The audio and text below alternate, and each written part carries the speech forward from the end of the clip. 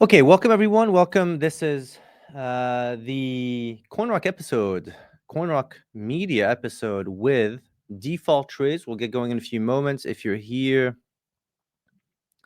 let's get sharing. Let's share the. There you go. We are now live. Perfect. So let's share this here. I'm sure if I post, and I will give you guys. Okay. We're going in a few moments here. Welcome, everyone.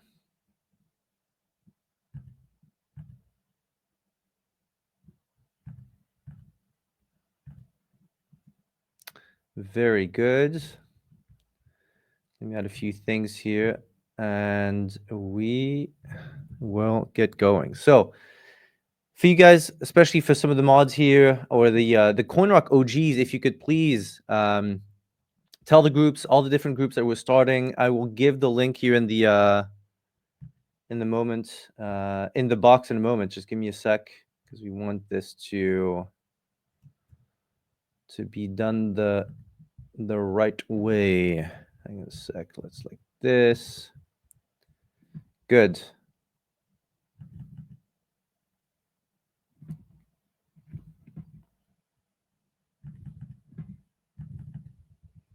And we will get going in a few moments.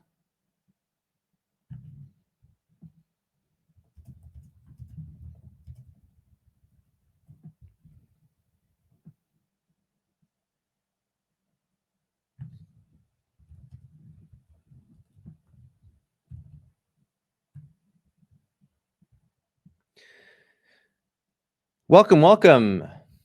Let's see if we can get a nice, there you go. That's exactly what I wanted to do. That's very good. All right, guys, let's, I'm going to put this in the chat here.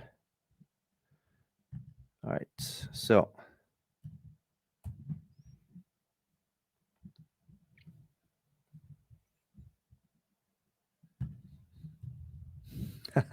Caius, just saw your comment here.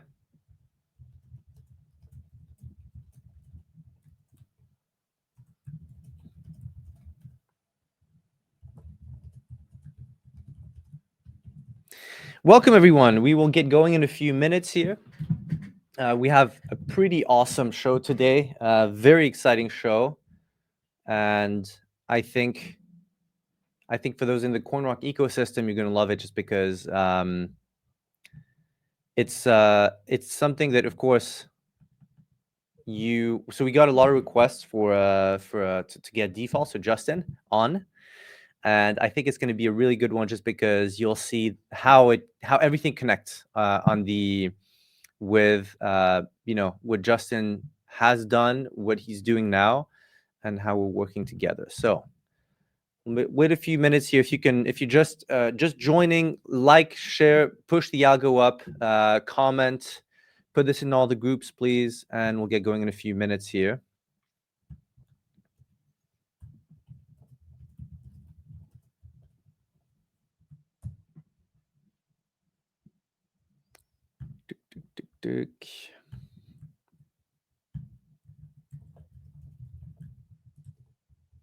Welcome, welcome. I can see the DMs, Caius. I can see the DMs, Guante. So you should be good to go. I'm just gonna send you this this here.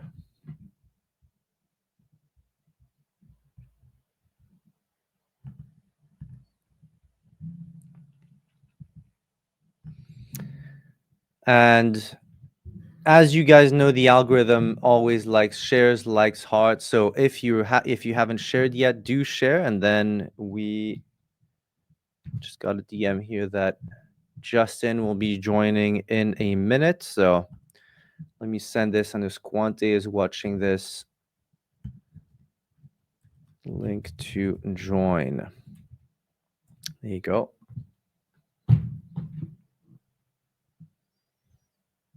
And we should be good to go. Welcome, everyone. Welcome, welcome. This is Matthias with CoinRock, founder of CoinRock, with my co-founder here, Caius. He's also on. I can see the excitement in the chat groups. Let's get going here. This is gonna be a really fun one. Push a few retweets. Let's push a few retweets here. Okay. So, Justin should be joining any second now, and we're in completely two different parts of the world, so finding times is not always easy, but I think it's gonna be a very eye-opening episode for everyone here. So Justin has a very interesting story. Some of you know it, many of you know only parts of it, and it's going to be very interesting for everyone here today because I think he has a very interesting story that led him basically full circle from crypto to doing other things to crypto. And so we'll get going in a few minutes here. Welcome.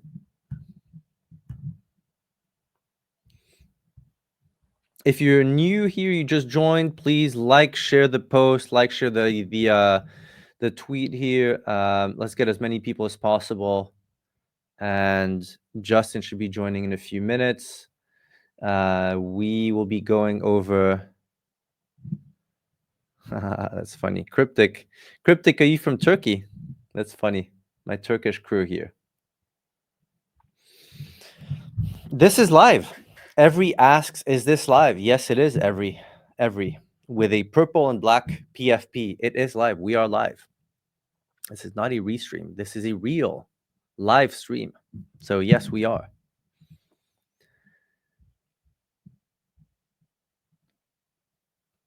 Nice, Cryptic. Very cool. I'm good. So you can tell me things in Turkish and I will understand, and many other people won't. Actually, now with Chrome and all the translation tools, there was a time when you could, DM in groups and it was difficult for other people to understand, but not anymore. One thing that we have, it's funny, it's like a new trend over the last 12 to 18 months, is we have people interviewing to get a job at CoinRock. And so for those who don't know CoinRock, so I'm the founder of CoinRock, my co-founder here, Caius, who's on too. And so we have two arms, basically. One arm is the venture builder investor arm, so where we invest and build, incubate projects that we build from scratch in-house, everything in-house with full control over everything we do. That's CoinRock Ventures. And then we just announced actually CoinRock Media. This is episode 2 of the CoinRock show. CoinRock Media, which is basically the distribution arm of CoinRock Ventures. And we're launching a full-blown news organization in the coming days. We've been working on it for a few weeks now. It's the platform is almost ready, and so we're super excited to share that with you. Maybe I'll talk about that for a few minutes. Are you really having Adana kebab now? I'm jealous. For those who don't know what Adana kebab is, please Google it. It's very good. So CoinRock Media. Also, the idea is the vision, the execution for us is to basically make CoinRock one of the biggest names and really being one of the top players in the crypto space. We started with the CoinRock venture about a year ago, and so we've executed extremely fast on all fronts. And the logical step for us is to also launch and control a media organization, because I come from the world of marketing, media, distribution, advertising, and so it's literally the two pieces of the puzzle, right? So manufacturing on the CoinRock Venture side, building Web3 businesses, Web3 projects, and then distribution on the CoinRock Media side. And yesterday we had an amazing episode with Lucas Demos, Blockchain Boy. If you haven't watched that, please go watch it. It was pretty amazing. And today with Justin. And Justin is backstage. Let's put some energy here in the box, in the chat. Drum roll for Justin. Justin, I can see you. Give me an okay if you're good to go, and we will add you. He is good to go. 3, 2, 1, and welcome, Justin. Can you hear me? We can hear. Put a number one in the chat, please, everyone. If you can hear Justin, see and hear Justin, and we will get going here. Very cool. Drum roll. I can see drum roll emoji, so everything should be good. Video. Just making sure our janky audio setup is functioning properly. I think it's fine for me at least. Everyone good on the audio side too? The I've been man known is not to black. speak up. Sorry, say again. I said I've been known not to speak up into the mic sometimes, so you'll have to let me know. The audio is good. It's all good for me at least. And everyone, yeah, everyone says saying it's good too. So welcome to Justin. I'm gonna do a quick intro here for everyone because you don't get to see or talk to people often with the story that Justin has. And so I'll give two background stories. One is how we met, and two is Justin's story in a very short, just to set the stage, basically, because this is really about you know diving more into his story today, and basically sharing with the world who he is, who Default is. So Lucas and I met a year ago in the U.S. I was on a trip to New York, and I said, "Hey, if I can make it, let's meet in Orlando." So we met exactly, literally to the day a year ago. And I remember because on February 2nd or 3rd, I went to Universal Studios, and we met like a couple days before. So this is literally like a year ago, and we started working together, all things CoinRock, the first project being Cyclics. And at some point, Lucas came to Dubai. We met up in Dubai, and he was, connected with Justin. So Default, by the way, Justin is Default. Default is Justin, just so Yeah, it's everyone just knows. my handle, moniker, whatever you want to call it. Is Default. And so we would just talk occasionally, just because Lucas would be on a FaceTime call with him, and we just say hi and just I think that's talk what about it was, a things in crypto. FaceTime. Was that the Dubai trip where it had like lots of flooding, or was that a different time? Yes, that was last April. That was literally during Token 2049. Yeah, I was supposed to be out Yeah. there for that, but Yep. just the weather was just insane. Yep. So that's how we first connected. Justin also was a KOL for Cyclics from the very beginning. Is a KOL for Cyclics. So he doesn't do too much KOL stuff, but it's he followed Lucas, and so that's how we met. And so after that, so we stayed in touch, and around September, so a few months ago, 5 months ago, we had just launched the beta of the Cyclics Casino, and there was a situation where Lucas called me and he said, "Hey, Justin is working on this bot." And we had already talked about Justin's idea on the bot back in June, because CoinRock was also building a bot at the time, but we put that aside to focus on the casino. So and we're very busy all summer building the casino, and then once we got the casino out in September, October, Lucas said, "Hey, what do you guys think of collaborating, basically assembling, joining forces all together?" So CoinRock, Justin, and Lucas, to build what has now become Jeetbot. And so over the last 3 months, we've been building every single day, 7 days a week, building Jeetbot. It is in closed beta now, and we'll be opening that up in the next few days. That's a side note, but that's basically how we've been literally, working together for the last few months very closely. And I think that sets the stage well for the title here of today's show, which is and we can go right into it, which is Justin has an amazing story, a very very a story that very few people have in the world. He is a hacker. He went to federal prison for hacking, and so before we actually started working together, I told you this, Justin, but listened to a few podcasts that you were on. I think there's one main podcast which is called the Darknet Diaries, I believe. Yeah. And that was very interesting podcast. I've listened to it in the past too with other episodes, but I was like, okay, this is something that It's a huge honor. It's like a huge honor to get put on there. It's like, everyone has a really crazy story. Like you said, Yep. if you listen to some of the other ones, there's just always a bunch of crazy stories. So it was an honor for them to reach out to me and have a chance to tell my story, because I really don't show it that much. No, and that's why when I heard the story, I mean, I knew of Justin's story through Lucas, but just the 1 to 2 sentence recap, right, of his life story. So when I listened to that podcast, I was like, oh wow, this is something much bigger, and it's a story that deserves to be told. And so last week when I said, hey, we're lining up a bunch of like the initial shows for CoinRock, I think it ties in perfectly with Jeetbot, and also of course with the personal story, because some people on crypto Twitter know about Justin's story and the background of that. Others just know that he was a hacker and went to jail. But the idea was really to, give him, an hour and a half, 2 hours to dive into his story. And with that being said, I think it's time to get going with the first questions, because I'm very curious myself to get into more of your past.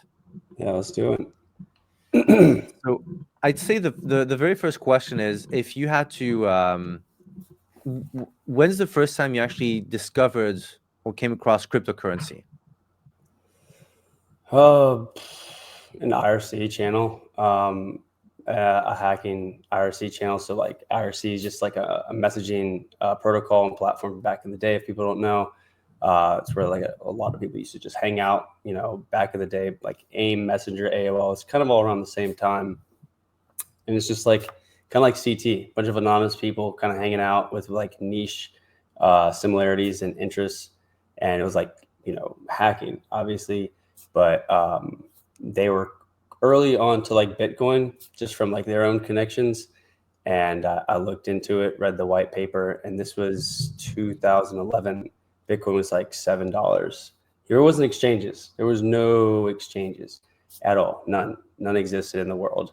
And you had to go on like IRC channels and use PGP. It was a very Wild West type thing. Actually, the first time I ever tried to buy Bitcoin, I got robbed because it was like a green dot card. And he's like, give me the codes. I'm like, I don't know what's going on. Here's the codes. And he's like, okay, block. And then just, but yeah, it's been a wild ride to see us come here. And we talk about it all the time. Like, it's mind blowing. It's mind blowing to see like these people that run these institutions shilling our bags. It's like, So Bitcoin is $7. yeah, $7, Did man. you what was your thought at the time? Was there any idea that Bitcoin would become what it has, or was it more of a dream? Like, how was it in those chat rooms? I it was very like anti-authoritarian. Like it was like the original like Bitcoin OG people. They may be kind of like annoying to people now, but like they're like what the people that held it down. And back then it was never, I'm going to get rich. That was never a thing. That was like never a thing. It was just all like fundamental technologist people that were just like Mm. nerding out over this like ability to transact freely without the government really being able to be an intermediary. And so no, it was, maybe I think when it went to like 2000, I sold a lot, and I was like, this is crazy. No one ever saw this coming, like except for maybe Satoshi, I guess. But yeah, no, it was a whole different vibe back then. What were how was so there were no exchanges at the time. So how Yeah. was the actual exchange happening? Uh, I think so for a lot of people, um, they can't even fathom a world yeah, without Coinbase or Binance or Bybit. and I honestly think that there's still there's a place for what I'm about to say is like in the IRC channels is essentially it's kind of like a chat room that's kind of programmable, where you can add like a bot in there that kind of handles the PGP encryption. So that's how It's you almost like like verify. an old school Discord kind of. Yeah, essentially, like I kind of Server. like I think it should come back. I loved it. It was it just goes to show you that like we'll be fine even without exchanges. We were fine before them. It's not as easy, but you can transact. So like essentially you had to go into it was on Freenode IRC, so like freenode.org, I think, and Yep. the IRC channel was Bitcoin dash OTC. So it was OTC, which means over the counter. And there's different OTC markets across the world. It's usually for very small niche things. So you had to essentially it's peer to peer. Like you had to find a seller and you're a buyer, and usually there's kind of like an intermediary or an escrow system, which like later evolved, just kind of automates the process. It's super sketchy. It's like a drug deal. It was like an Yep. internet drug deal. You know what I mean? And that's kind of how you were categorized back then, because the only real use people knew was Silk Road. You know, Yep. so it was We'll get definitely into not that. like today, where it's like, oh, he's innovative. It's like back then, you're like, you're a criminal. Yeah. So this was 2011, right? Yeah. Okay. So let's get into the hacking story in the sense. So your past as a hacker. When did you uh, get into that world? When did you actually start, hacking Um, purely? I will say, like, I will preface it with the fact that I've noticed between not just hacking, but also like crypto, people that excel in these different fields, almost all of them have some kind of origin and background in like competitive gaming. It's weird. So like that's how I got my start. I used to play video games competitively. You know, I was young, and Halo, Call of Duty, Smash Bros, all the stuff. And you get in, you kind of foray into like modding, game cheats. It's like you're starting to go down the rabbit hole of like hacking essentially without even knowing it. And the internet is a wide, vast place with a lot of information, and before you know it, you can let your curiosity run wild one night, and you're like way over here. And the hacking stuff's interesting. I think to everybody, whether you understand it or not, initial reactions is like, this is cool, this is interesting. For me, I honestly used hacking my first time to get access back to Wi-Fi because I was grounded and I wanted to play video games. So I went to my friend's house. We looked up online and figured out how to hack Wi-Fi, and very easy. And that just kind of started it all. Was that the very first quote hack? Was hacking Wi-Fi? Yeah, it was. That's funny. I think it was 2008, and I was in high school, and I think it was WEP encryption. So it's like I think it's just numbers. So it's like super easy. There's like tools to automate it. It does it in a second, and it kind of like opens your eyes to like what is possible. And like what do I don't what is out there? What kind of knowledge is out there that I'm not aware of? And yeah, just you become like kind of obsessed with it. It's it's extremely interesting, even still to today. Were you still playing video games? So when did the video game phase kind of die down or go away? And when did Almost hacking really immediately, come in? Okay. it kind of like they kind of replaced each other. Hyperfixation one for another. The thing about hacking is it's like it's infinitely complex. It just is never ending. A video game ends, you play the same game. This is hacking is more like a technological challenge. It's like a puzzle for most white hat hackers, people that have good intentions, as it were. And there's obviously other people that just have financial gain, but for the most part, there's a large majority of people that just enjoy solving puzzles, not necessarily breaking the law. Can you just give a quick recap? White hat, gray hat, black hat, Yeah, for those who so don't know. I would be considered like, or I was considered a black hat. Basically, black hat, you're breaking the law. White hat is essentially people that work at different, companies, corporations, and they work on defense. So they're the people that are doing good, but the grays, like the mix between the two. If we're being honest, like there's a little bit of both in each. People don't like to say it out loud, but like there's not many really good white hat hackers that haven't broke the law. You have to. You just don't have firsthand experience with how to defend if you don't know how to attack. So, and then there's all the different colors in between that no one really pays attention to. Yep.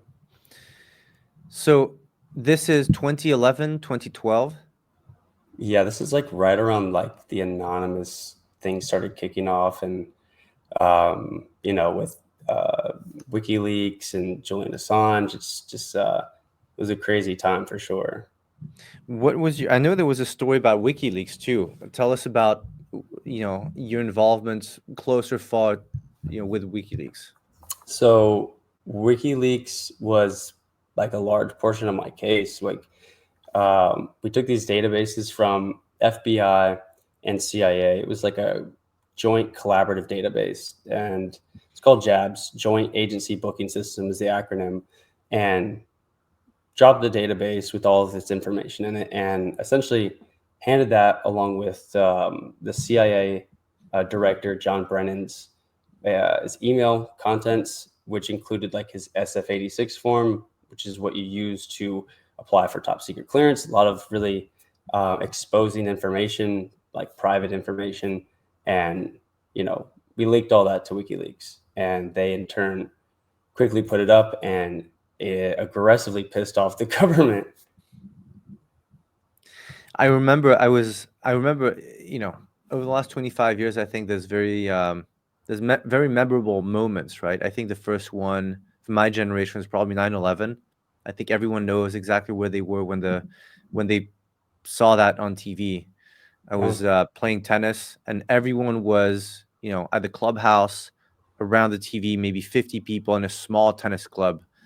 I was like, wow, what is this? And my first reaction was like, oh, is this a movie? I mean, it looked like a TV show or a movie. And then one of the other memorable moments I do remember was when WikiLeaks published the very first video, right? Mhm. The black and white, the one that everyone has seen or should see of the It was like the U.S. journalists. the journalist getting gunned down by the chopper. Yeah. That was the big one, right? So I was at the gym at the same tennis club, funny enough, and it was just all over the news. So Yeah, it's they went on a run for like a long time until just recently with a bunch of crazy stuff that happened with Julian. Just I'm glad that he's like still alive because they had like there's several like attempts on his life and stuff. It's just also they did end up paying for like my attorneys, so it's cool that they held it down. Um, but yeah, it's an interesting thing. I'm not really sure how that organization is really running these days. Not really sure if they're really running like they used to. S- do you think it was a factor of just other organizations being born, or is it more of a leadership?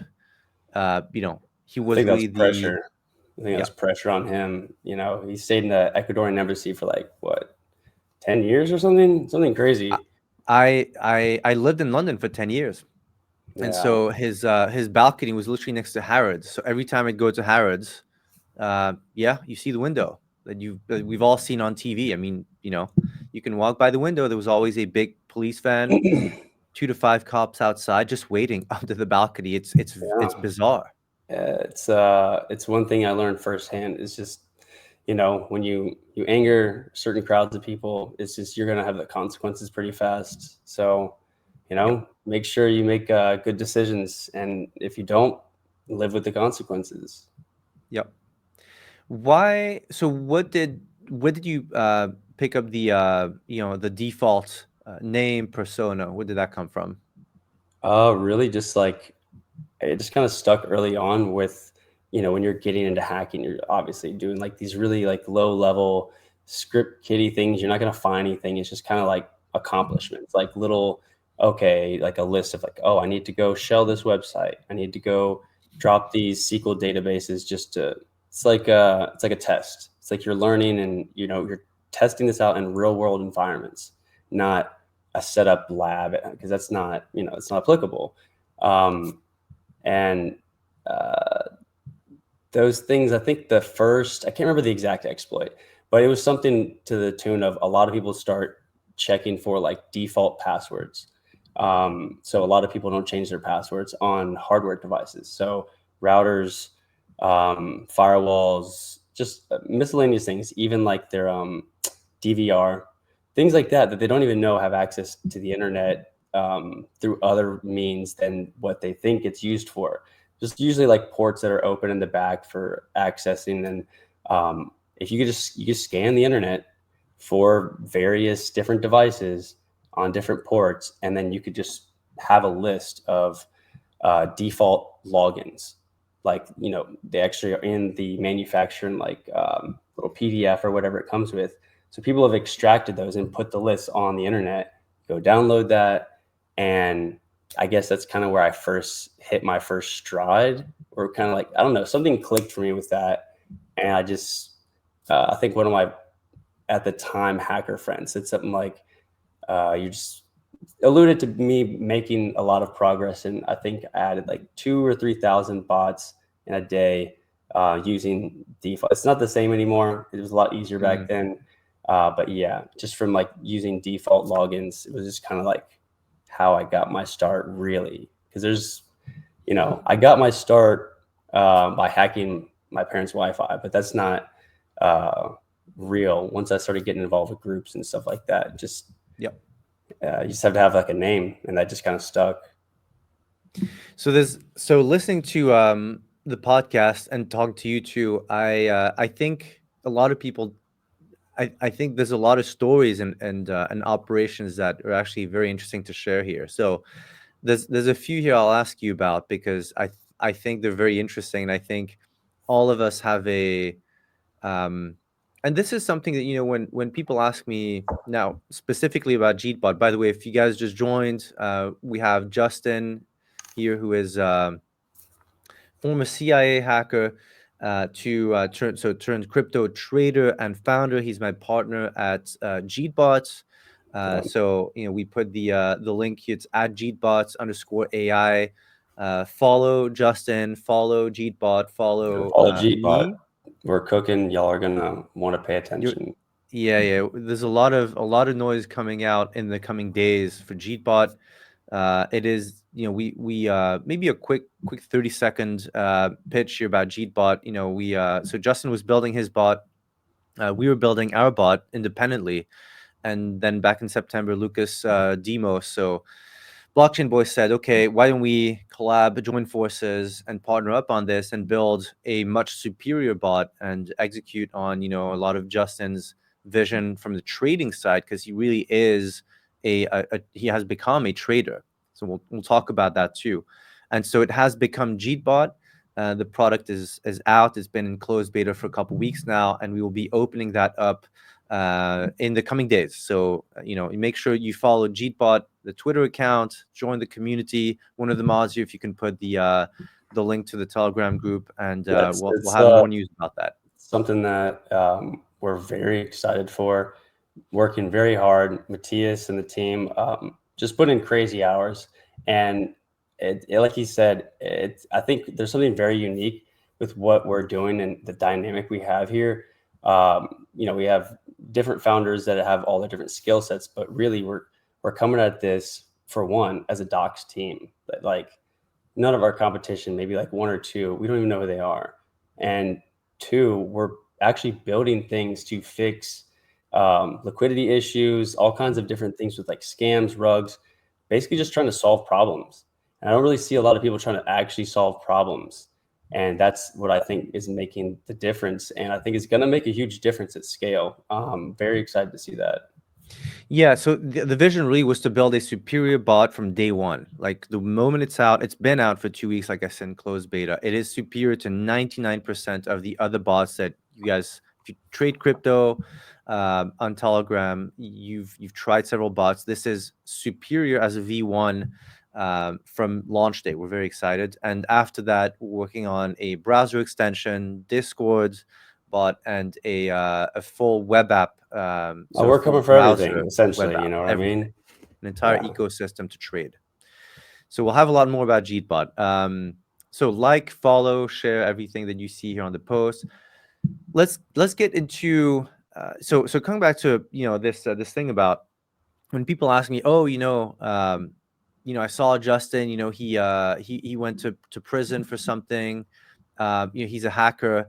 I'm like, yes, but have you actually listened and studied his past? Because I have. And so I think a lot of people just stop at the headlines. I think we live in a headline driven Yeah. world, and they just stop and they don't go deeper. And so, for us on the building side, I was, I wanted to know who we could collab with. And so I think there's two stories really that, I mean, there's dozens of operations you've done, and now it's also in the public domain, so we can talk Yeah. about it. And I'm sure there's things that you can't say, or which is fine too. There's a few things that are still iffy, but there's a lot of things Yeah, that I can talk about now that I'm off yeah. probation, because before I So couldn't really speak about a lot of things.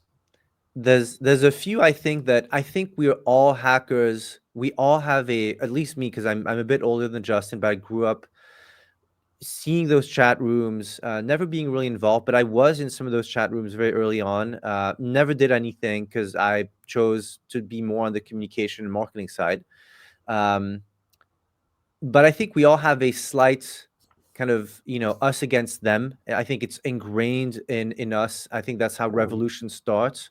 I think from the dawn of humanity, we've all looked, to kind of change things, or at least that's my view. That we all have a predisposition to being a hacker in some way, and so one of which is student loans. And I think this is a Yeah. conversation that I've had with many friends who are like, "What about student loans? If only I could."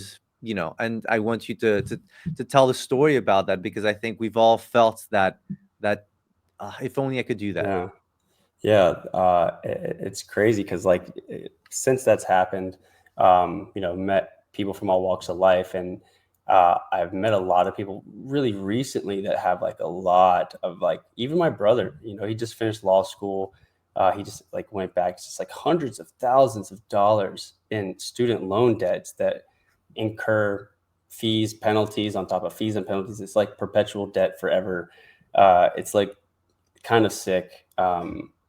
So what he's alluding to is one of the hacks that we did, or mostly me, for this one at least specifically, was for Windsor University, and it wasn't like targeted or anything. It was kind of like we have things where we used to have things that would automatically, like I said, with the default passwords. Other times it's like new exploits and just kind of like automatically hacking stuff on the internet and kind of like coalescing it into a botnet, which you can use for mining Bitcoin or whatever you want to do, or use it as a proxy. But like sometimes I go and check in these and like what did we get? Like sometimes I end up in someone's Apple TV. Sometimes I end up in a Roku, and sometimes I end up in like the Netherlands Defense Force or like an Iranian WiMAX base station. You never know where you're going to end up. It's like exploring.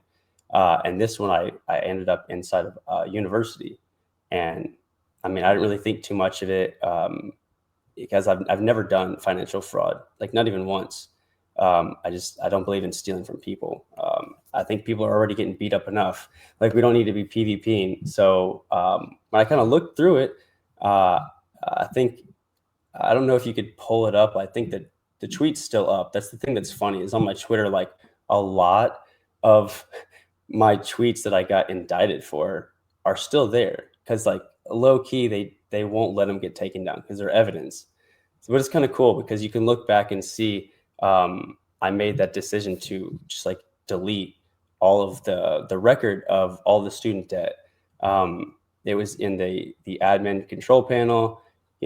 From the I think they were sending out like invoices. So technically, like if I wanted to be a bad person from the admin email, you could send out spam mail saying 50% off pay in Bitcoin right now. I'm pretty sure with like the millions in debt, you'd probably get a couple million. But instead of that, I just like deleted it all because I mean, regardless of what kind of backups they have, if they're enforceable, if they're outdated, I was pretty confident that somebody is going to benefit financially from this. And at the end of the day, like you said, we're all human, and we all kind of like want to leave an impression on the world, or at least like leave the world a better place than you found it. And I have no problem. I had no problem deleting people's debt. I don't feel bad for the institutions, you know. But yeah, that was one of those things that's like, you know, it's illegal, but like I can still say that I'm proud of that one. I don't know anyone. I have friends in their 40s, early 50s who just paid off their student debt. When That's when you when crazy. when you owe three, four, $500,000, and you have a good job, like an okay job, and you're saving 2 to 3, 5,000 a year. I mean, do the math. It's insane. So I think that story, when I heard it, I was like, okay, this is a very interesting take, right? Where you had a choice because you're on the back end, right? Yeah. You're inside. Do I take money? It's very easy to, especially back, Yeah. I mean, a lot Or I of could these have done nothing. I institutions. could have just left, you know, and just not Yeah. really done anything, but like whatever. But sometimes it's just like, I don't know. Sometimes you just feel like you have that opportunity to do this, and I know I won't get caught. It's like, why not? You know? What's interesting too is a lot of these pretty big institutions, let's say small to um, mid-tier institutions, have very poor security systems while having a lot of Yes. responsibility on the servers. Yes. And I remember reading. I don't know if you saw this. This was probably 3, 4 years ago, maybe. Yeah, I think 3, 4 years ago.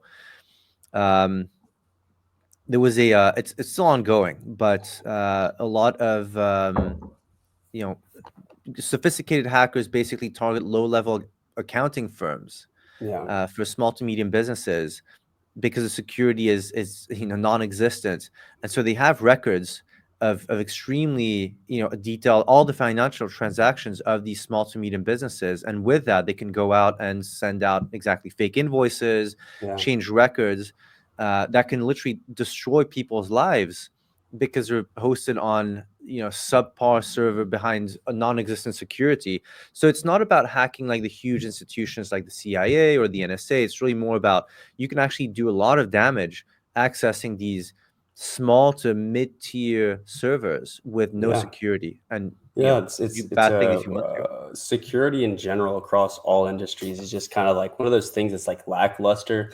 People don't take it serious until it's like after the fact. There, you know, it's very reactionary instead of like preventative, because it's like expensive and annoying. Security is in fact supposed to be annoying. You're supposed to annoy the hacker into like leaving, like not like you're no longer low hanging fruit, Yeah. or at least there's fruit underneath you. You want to like try to go up and like further away from the people that use password 123.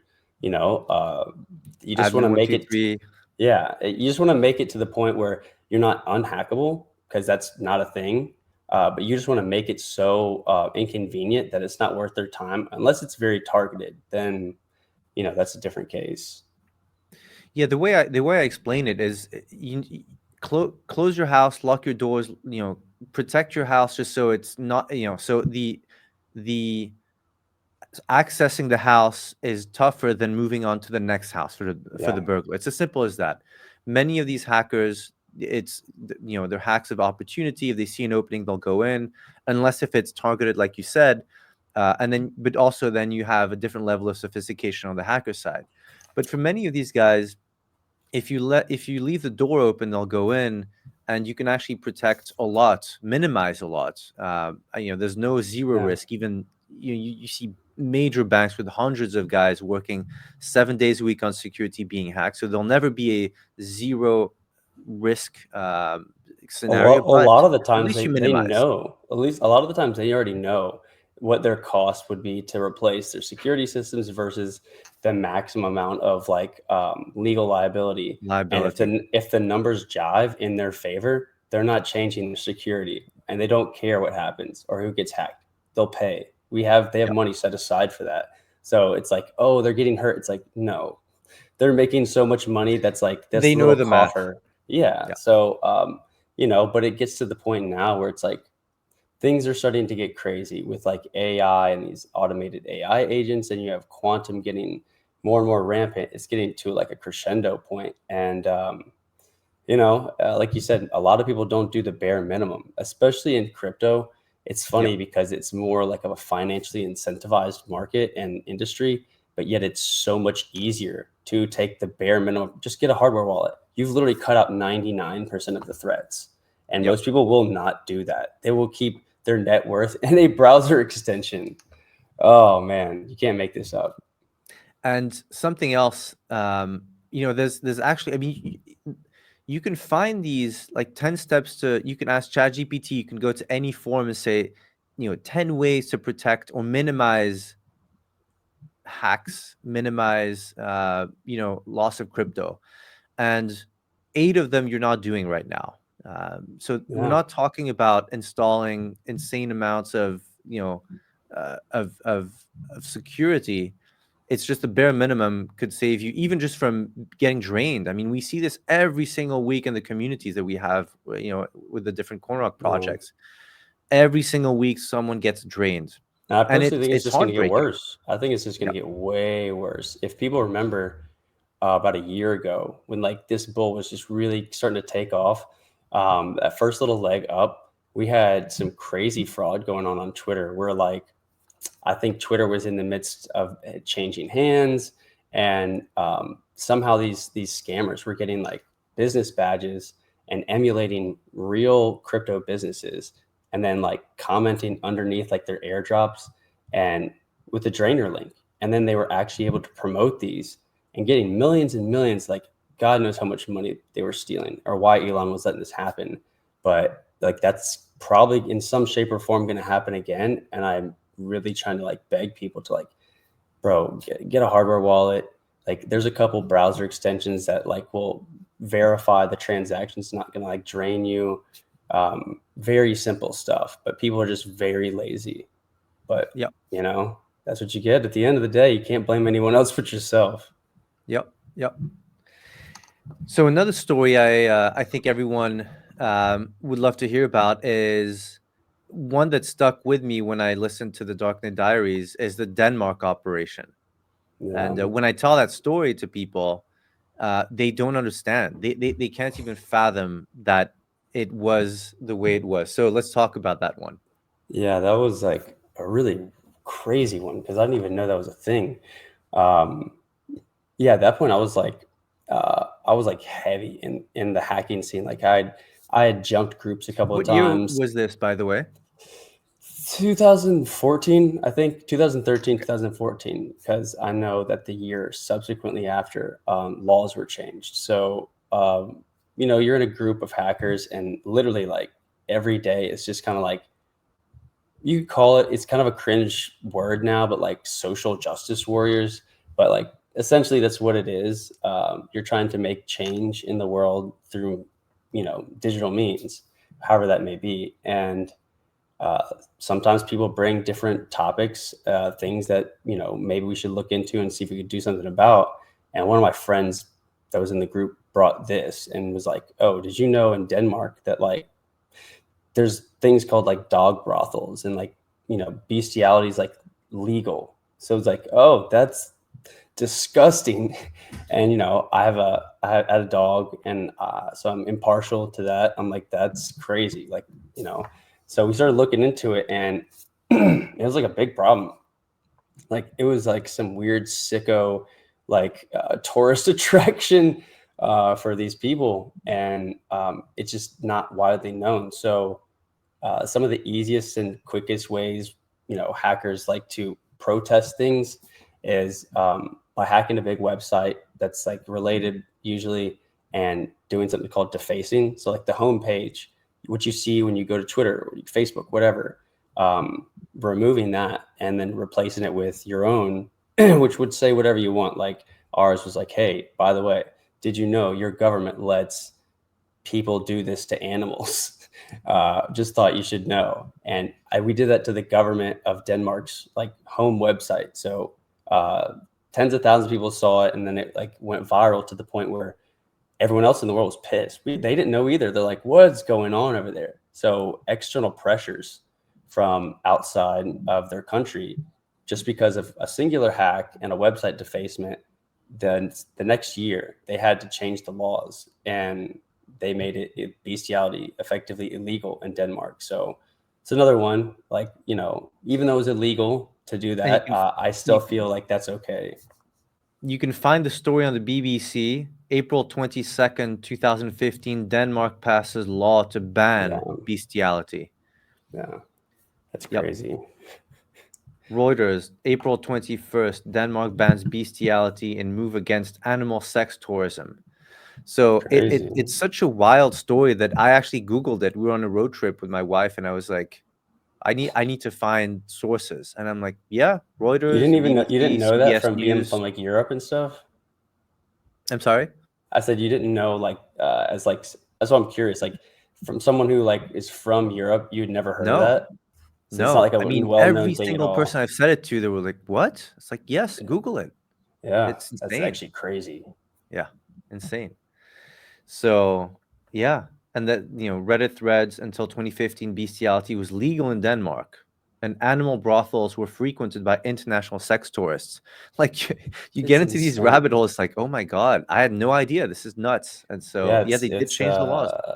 it's some crazy stuff. Like, you can find a million different causes, and like, who's to say which one's better than what? But like, I think everyone can get behind this one. Like, low key, people's dogs going missing, and then people doing this to them. Like, am I crazy for like hacking them and exposing this? I don't think so. That's what I saw about like the one of the stories, one of the articles was literally pets going missing. Yes, So it's like, yeah, it's it's like I a think horror that's a movie. crazy story. A horror movie, definitely horror movie. Um, so moving on to so this is 2014, 2015. Yeah. Moving on to like the serious stuff now, right? So pissing off the wrong institution. Um, what made you want to quote escalate from doing this where there would be no real consequences, or at least not as severe, to really taking on, major players in the U.S. government?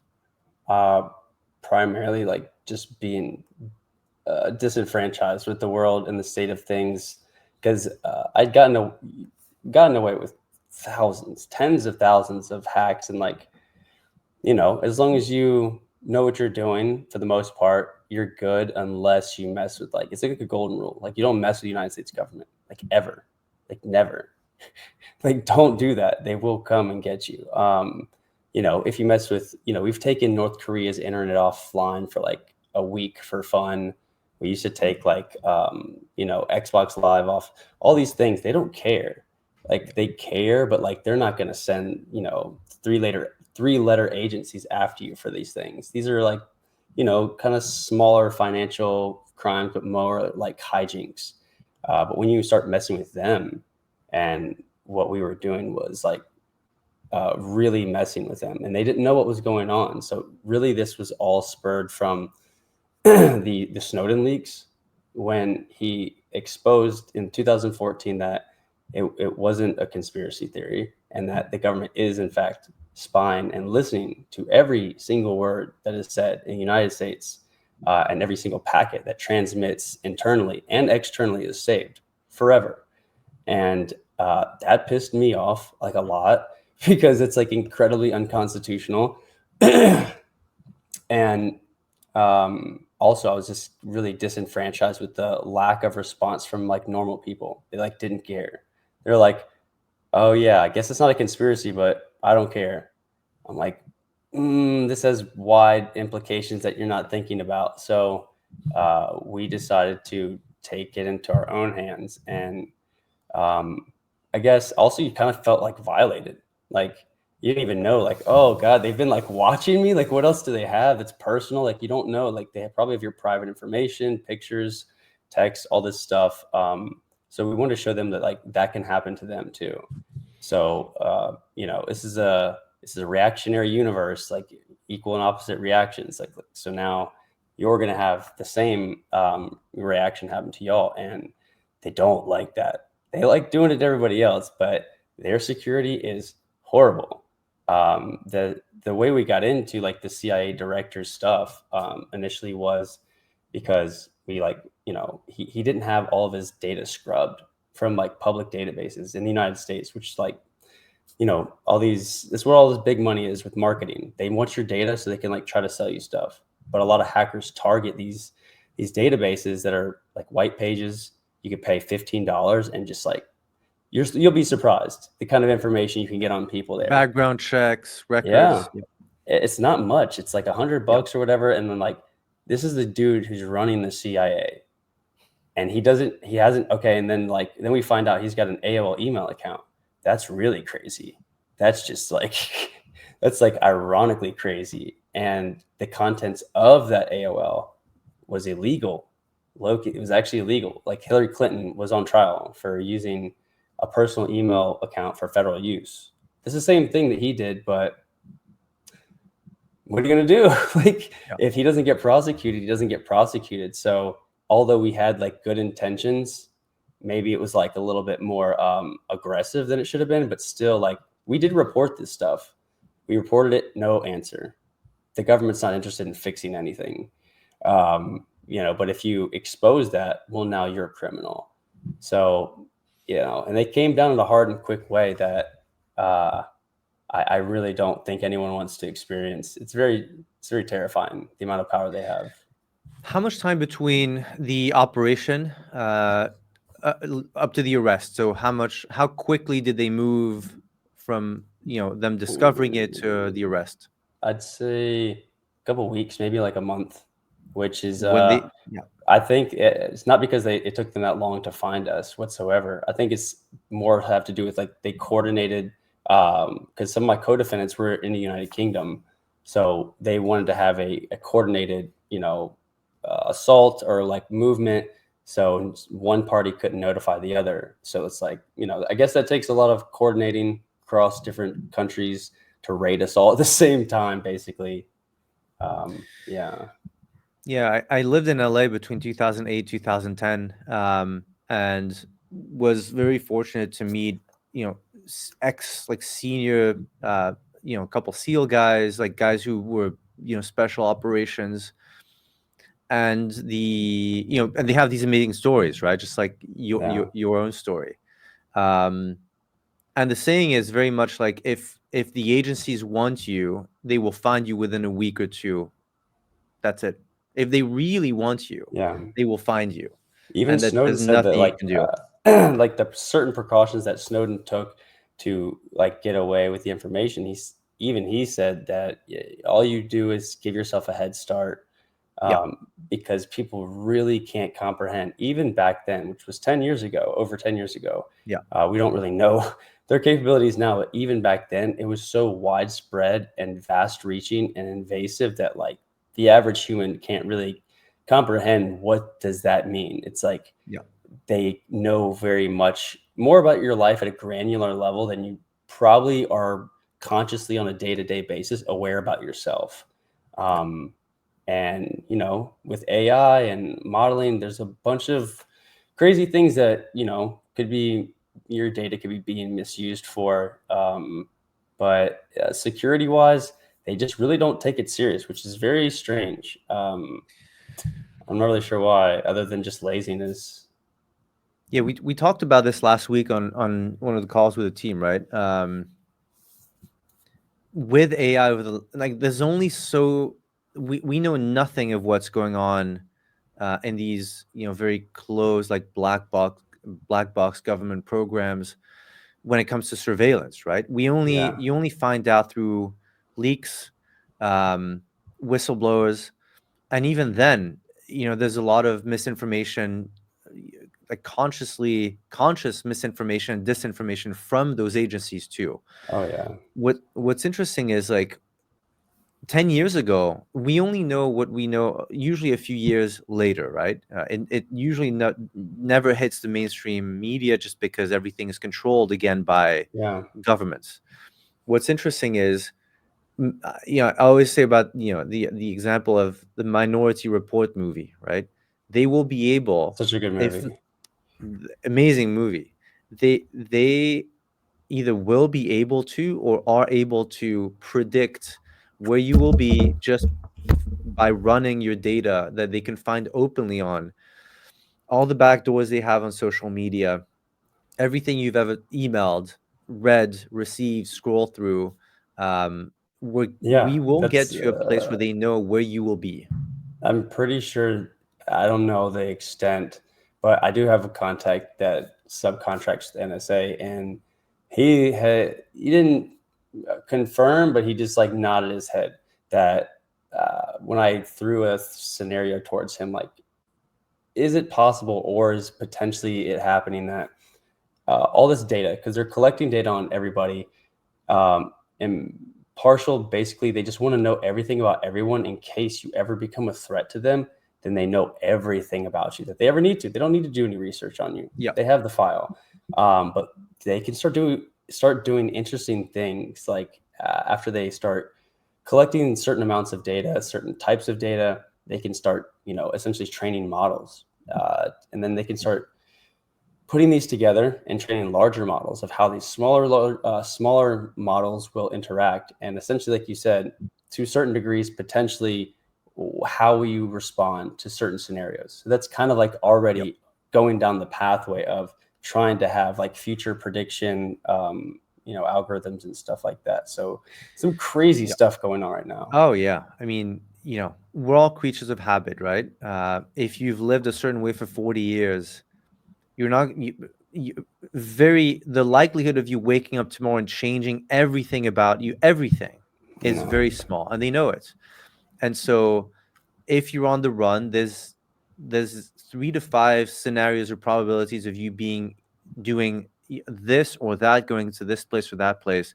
And with AI now, they will be able to minority report you in a way, uh, where it's they can be waiting before you even think of, oh, this is my second option, but they're already waiting because they have these huge pools of data on you for decades. Yeah, that's why a lot of these, um, I mean, not just in these certain cases I'm talking about, but like also, I want people to be like very careful and cautious with just like giving their data away. Like you just click in here and here, like that's like essentially how also your data ends up in these public databases, because it's just they get extracted. Like when you sign up for an account, all that information you've essentially agreed for them to sell that to somebody, and then it ends up in a database. But also like having to do with KYC and in crypto, if that is something that you're concerned about, you might want to be careful with like claiming some of these airdrops or whatever that basically want you to KYC, because in my opinion, it seems pretty obvious where things are heading. You see a lot more projects collecting Web2 details that they don't necessarily need, but these institutions want. They want to know their customers. They want to know who you are. They want to know how much money you have and what are you doing with it. It's become so invasive. Some of the bigger centralized exchanges now have become unusable. The amount of information they ask for is literally unnecessary for them to process the request or process the withdrawal. We're not even talking about borrowing money, just accessing the money you gave them. Yes. It has become, over the last 6 to 12 months, for some of them, um, It's so pointless. hostile. It's Yes. hostile. And like, Yeah. I think Jerome Powell just the other day said that banks can transact with cryptocurrencies, where it was like kind of gray area before. And I'm really hoping that it's ironic that now I'm saying this as someone who's like a OG Bitcoin maxi, that the environment's different now, and we'll benefit more from regulation than we won't, because that'll stop a lot of this scamming, a lot of this Yep. rug pulling. It's extractive as hell, and it's just terrible. Like this cycle is terrible. It may be the golden bull run, but it's not the Yep. golden bull run we wanted. You know Yeah. what's funny is we're at CoinRock, and with GBot, everything we're building, we're actually operating with the view that regulation will be a net positive for the industry. We're doxed. We're doing this in a very transparent way because that is the future. Whether we agree with it Whether we agree with the initial values of cryptocurrency 10, 15 years ago, that's another story. But regulation is coming, it's here, and those who want to operate the right way will benefit. It's as simple as that. Yeah, I don't think a lot of people really understand the implications of that. Like, being doxxed and kind of like front running the meta, as it were, when we could have been wrong. And it's not like we're doing anything wrong. It's just there's no guidelines, so you don't Yep. know how to properly like follow rules when they're not telling you rules. So we front ran that and said we think they're going to give us rules, and I'm Yep. still very confident of that. And I think we have a huge opportunity here in America to really like bring innovation back. Like just in the past like month or two, I've seen more development in not just like crypto, but just, I mean, it's in crypto, but just in general, I haven't seen this kind of development in a long time, and I'm talking like every day. If you miss a Yep. day, you have to catch up. 100%. We're on literally 7 days a week. You guys know it because you see everything on the internally and on the back end. It's nonstop. It's an industry that moves so fast that if you stop moving for a few days, you've missed several key headlines. You've seen the competition move and add XYZ features. So there is no time in this space uh, to stop and pause and take 3 months off. So okay, with that being said, let's move on to, so we talked about the so basically escalating, or let's see, expanding your hacking activities to targeting very senior people at the Yeah. CIA. Walk It was us actually it was through. actually Yep. the list was, if we can go to the list, it's, John Brennan, the CIA director, James Clapper, deputy or director of national intelligence, which essentially runs like kind of the NSA. He's like top dog next to the NSA, um, which also low key, both of them were like committing felonies, lying in front of Congress that like they don't spy on people. Like what? Like, come on, bro. Like, stop it. You're playing semantics here with words. You're spying on us. I'm So looking at the list of names. Yep. yeah, it's Amy Hess. She was like head of Quantico. Um, I still owe her like $16,000 for like psychological damages. I played a movie on her TV, the movie Hackers from 1995, of That's course. hilarious. And she had like Comcast or whatever, so you could remotely play it. And I think I had the words like like "fuck the FBI" across it. And she's supposed to be training all the FBI agents. So you think she's like a tough broad? She's like, oh, so she has a $16,000 like bill from a therapist because of that. It is what it is. They're money grabbing me. I don't care. Just leave me alone. Let me be free, build, enjoy life. We'll get into the building too. So the arrest, how does that, so walk us through the arrest, and then we'll take a quick bathroom break, and then we'll talk more into trading. This is a crazy story. For those who just joined, we have Justin, Default Trades here. Make sure you follow him, my account, CoinRock, and Jeetbot. We're building Jeetbot together. We're both co-founders of Jeetbot, which is a trading ecosystem launching literally in a few days. And it's basically a mix of, so Justin's, and we'll get into his trading uh, in the trenches experience, and spending hours and hours a day for the last several years on that, and productizing his vision and the tools that he has used or has always wanted to build, and putting that into a product that everyone can use and trade, literally like an institution. So it's an institutional grade trading ecosystem that we're bringing to retail, and that's launching in a few days. So with that being said, how walk us through the arrest? Um, the arrest was like honestly, in retrospect, like very hilarious because in that month time, a lot of weird things happened that I was just, I was on like full tilt. Like back then, I think, I don't know, it was like 21, 22. I was early to Bitcoin. So like, I hadn't like fully like cashed out, realized, but like because there wasn't exchanges. So like, and even when Coinbase or when Mt. Gox arose, like these places were so sketchy. Like you throw money into that exchange, it's like you kind of like expect like you might not get it back out. So like I had a couple million, and like that wasn't something that was like viable to just like send to Coinbase. Like, here, give me $3 million in USD to my bank account. No, you couldn't do that. So like, but at that age, when you have that kind of money, uh, sometimes it can be a bad thing. Like if you're not like ready for that kind of stuff, all that does is like attract like the wrong kind of people, and then you're not going to really have like the self control to like keep those people away from you, or really just do like the smart and right thing, like longevity wise, with that kind of money. Because as you know, in crypto, we get very disillusioned with the value of money. Um, somewhat rightfully so, because of how insanely volatile crypto is. But like at the end of the day, this is life changing money. Like 100 racks change somebody's life like easily.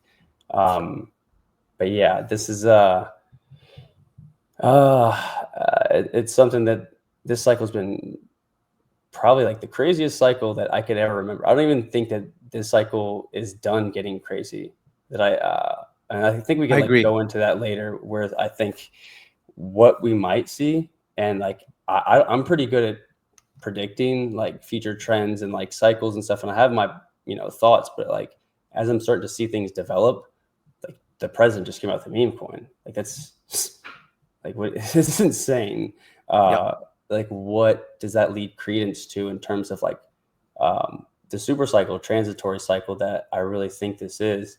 And I think we've been saying this a lot, but I don't think it. I think it needs to continually be like harped on, that like you need to like really take advantage of the opportunities this cycle, because I've been here 14 years, and you'll never have this opportunity at this scale and at this Never. level ever again. Never. Yep. Like Never. ever again. I This want is y'all to it. understand, like never. It's not like, oh, next cycle. Next cycle, you'll be sitting there with the dudes that are like Dusty trading the commoditized stocks on blockchain.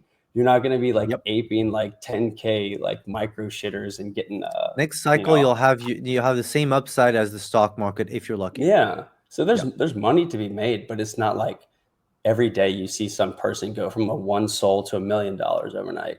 Like Yeah. that, I think is done for. Like, somewhat rightfully so. It'll be easier, I think, because all the projects will be more vetted. So the likelihood of a rug just goes down so much more. But that also means that like the more secure an investment is, like the less the gains are, because more people are piling in. So you have that trade The off. lower the risk, the lower the reward. Yeah, Yeah. and that's why we love crypto, because it's so risky. You know what's funny is if you actually talk people through the risk of, and you see these memes all the time, right? You see, buying $50 of groceries, oh, that's expensive, but putting $5,000 aped in a meme It's coin is true. normal, It's right? it's actually it's deranged, but it's true. Yeah, yeah. Um, so coming back to the arrest, how was it? How did you So experience it? Explain it to so people like here who the month don't know. the month prior, somebody, his family, it was like a mom and son or whatever, like agents, moved in across the street, and they never left the house, and all they did was sit on the porch and smoke cigarettes and look at my house.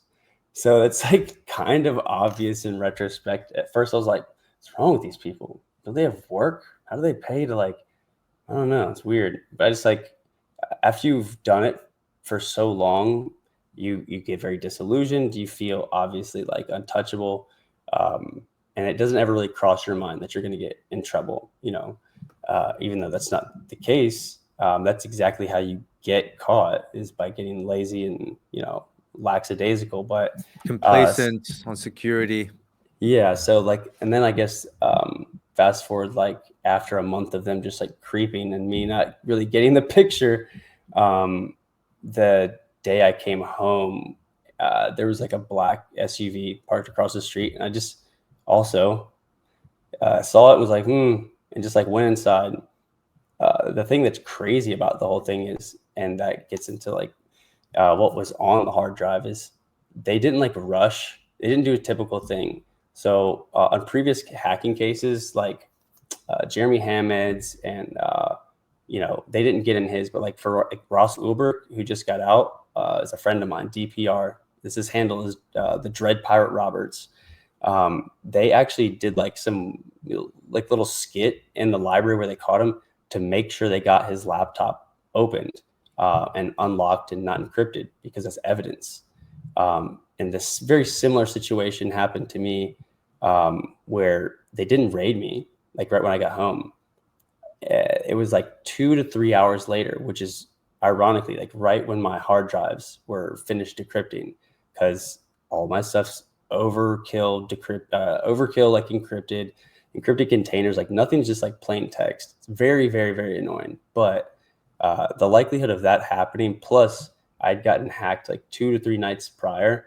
So I kind of like knew it was coming, almost like kind of resigned myself to it. You have to expect that they're coming for you. Like you're not just going to hang out inside of America and they're not going to find you. Like, but you're young, stupid, and you got this bravado and ego. So yeah, they came in full force. It was what was it? The Secret Service, FBI, and then like some local stuff. It was very strange that the Secret Service was there because I think one of my co-defendants like hacked Trump's website or something, and they just low-key tried to interrogate me like a terrorist. They're like, "You know about Trump's?" I'm like, "I honestly don't know anything about Trump's website. I don't care." But yeah, they were actually terrifying. Like the Secret Service guy, he was like some stereotypical cartoon character with like this chiseled like square jaw. The dude was just like so like jacked, but he was like old, very strange. He definitely has killed people for sure. And then the FBI agent, like the lead agent who took me down, was the same guy who took Bernie Madoff down. And there's lore behind this too. It's crazy. BJ Kang, guess who he went to work for after my case? Binance. Very hilarious how things start coalescing. And one of the drives that they had taken was also one of my my main hardware wallets for my Bitcoin, and that had 973 Bitcoin roughly, which it's like $100 million now or something. It's 973 Bitcoin is today painful.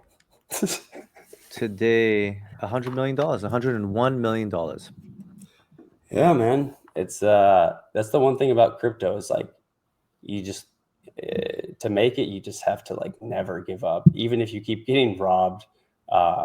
And just life in general, for sure. You should like just have that tenacity, like doing competitive sports. You kind of can bring that into this, into the financial side of just never giving up, and that's kind of what it takes, at least in my experience. So you said something interesting about the big black SUV that you see in the movies, weird people hanging out, watching you. You get this feeling, right? Yeah. Why you got the feeling? My question is, did you want, for lack of a better word, to get arrested? Did you want the process to stop? Could you have done something differently? There's definitely a portion of that, like because I've definitely played the scenarios over and over and over in my head, and being very honest with myself, like definitely a portion of us. I think we all like intrinsically yearn, most people, for like fame, attention, whatever it is, and for like hackers, that's essentially getting verified, like your skills verified by the government expending the resources to come and arrest you. Because if there's no more verification, then the United States government actually taking the time to come arrest you, because especially at that level, it's not like your county sheriff it's like, these guys came from Washington D.C. and coordinated like an assault because International assault. yeah, there was, I had co-defendants. We don't know each other. We're anonymous. Like I wasn't doxxed. They're not doxxed. People always trying to dox us. Um, you know, uh, from different countries trying to, like, I guess they're trying to coordinate the assault to take us down. But like, yeah, there's a lot of other people out there that like killers, like murderers, like cult leaders that they have to go after that they're diverting resources from. So it's like, you got to be kind of like important or like a priority, because at the time, I think there was what is it called? An output, like a blog or whatever, a newsletter. They put out a newsletter because we were targeting all of the top officials of the intelligence community. Like we literally sat around and we're like, who should we go after next? So they didn't know we were a group called Crackers with Attitude, like CWA. It was like a joke, and they didn't know if it was some kind of like actual real like nation state thing or like a terrorist thing. They didn't know it was a bunch of kids, like 16 to 23-year olds, just like deciding to like smoke weed and hack the government. They probably weren't really factoring that in.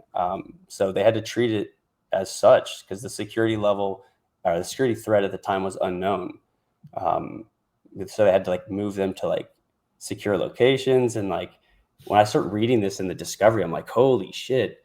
I'm like, this guy's family just got like moved to like a secure location and stuff. You start feeling kind of bad because like the auxiliary like fallout, but at the end of the day, you also realize like these people kill people for a living. Like in the CIA, it's like what they do, kind of. So you don't feel too bad, but just you definitely want to make some changes. If you look back at some of that stuff, I wouldn't have minded keeping that 973 Bitcoin. That could have been useful, maybe. I don't know. We could have put it to use on something. Um, so I want to take a quick break, and after that, I want to finish this part of the arrest, and then talk about the Silk Road, because that's a whole. I mean, especially it ties really well with Ross Ulbricht's Yeah, thank God he's out, man. That's story, crazy. and then get more into how federal prison was, trading, and all that. So let's take a quick, let's say 3 to 5 minute break, and we will be back. In the meantime, welcome to everyone. Welcome everyone. Please share, like, and share the session here, the stream. We'll be back in a few minutes, and we'll get more into really with I hear the word. I'm a Bitcoin OG. I'm a crypto OG. I'm like, I I actually work with a real crypto OG. So unless you come up with the story and the real past that Justin has, please don't call yourself a Bitcoin OG. Uh, Justin really is a true OG. We'll be I back was in a about to few say, moments. no, we'll, we'll Yep, we'll bring that up when we get back. Let's we have like a Jeepbot commercial. of course. We're moving that. Lucas is coming. Lucas is dressing up now, Yeah. just moving it to Shell Jeetbot here. All right, guys, we'll be back in a few minutes here. How does this work? Is this paused? You're It's in paused. the I'll just mute your share. mic, and we'll be back. I'll unmute you in a few minutes. Okay.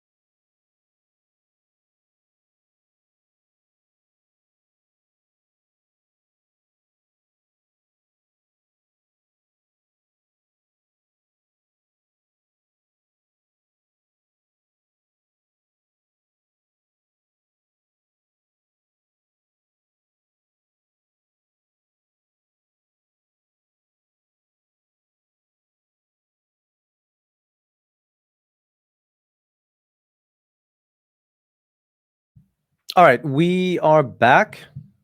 Type in the number 3 if you can hear us, and I'm going to add, see, Justin's back too. And here we go. Type in number 3. Everything should be good. Justin, I can see and hear you too. Perfect. Can you hear me? Yep, all good. All right, so quick intro, re-intro for those who are just joining. One with Justin, Default Trades, who is has an amazing story. It's even difficult to summarize it in a sentence, but long story short, from CIA hacker to going to federal prison to crypto trader to crypto founder, and we're actually business partners in a venture called a project called, actually not even a project, this is a product called Jeetbot. So follow Jeetbot. It is a trading ecosystem that we launched 2 weeks ago. It's in closed beta. We're opening it up in a few days, and a huge airdrop and referral program launching next week. And this is really a combination, like a partnership of the minds here between Justin being a real trader in the trenches, and CoinRock on the building side with Lucas on the marketing side, and that's pretty much the 30-second summary. So let's go back into Justin just talked about how it was basically being arrested by the FBI, the Secret Service, having pretty much a movie like living in a real movie, basically, with these big SUVs across the street, and law enforcement coming up, taking everything. So how was it? So they did they break the door down? Did they knock? How did it go? They definitely don't knock. They kicked the door down. They like threw a flashbang or whatever. I was in the back of the house, so like it didn't really affect me, but like I heard it, and then I remember very distinctly hearing FBI search warrant, and that just like sent shivers down my spine. Just like my whole it didn't seem real. It seemed like it was kind of like, what? Wait, what? Here? And then you just hear like the commotion, and you're like, your heart's racing. You're like, oh, this is real. This is happening. And it just happens very fast, like that short little span of time.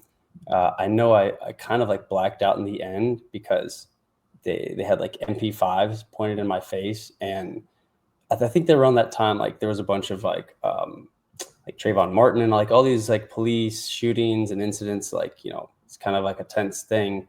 And I think when they eventually like opened the door to the back room to get me, or I opened it, I had like a TV remote in my hand, and I was just kind of like, I didn't want to like move, I didn't want to drop it, I didn't want to like do anything.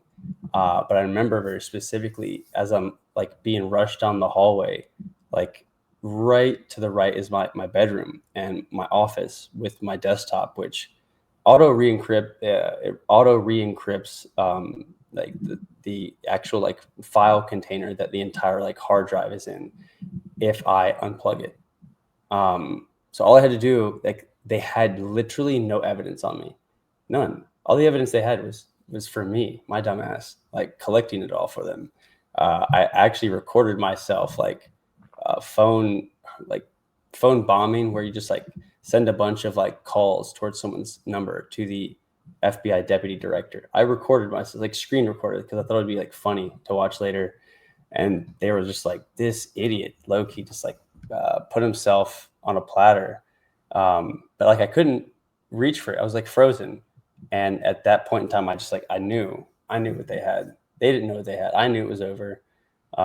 I was just like trying to calculate years in my head. It's super overwhelming, but yeah, it happens fast, and it's very aggressive, and it could have gone probably another way.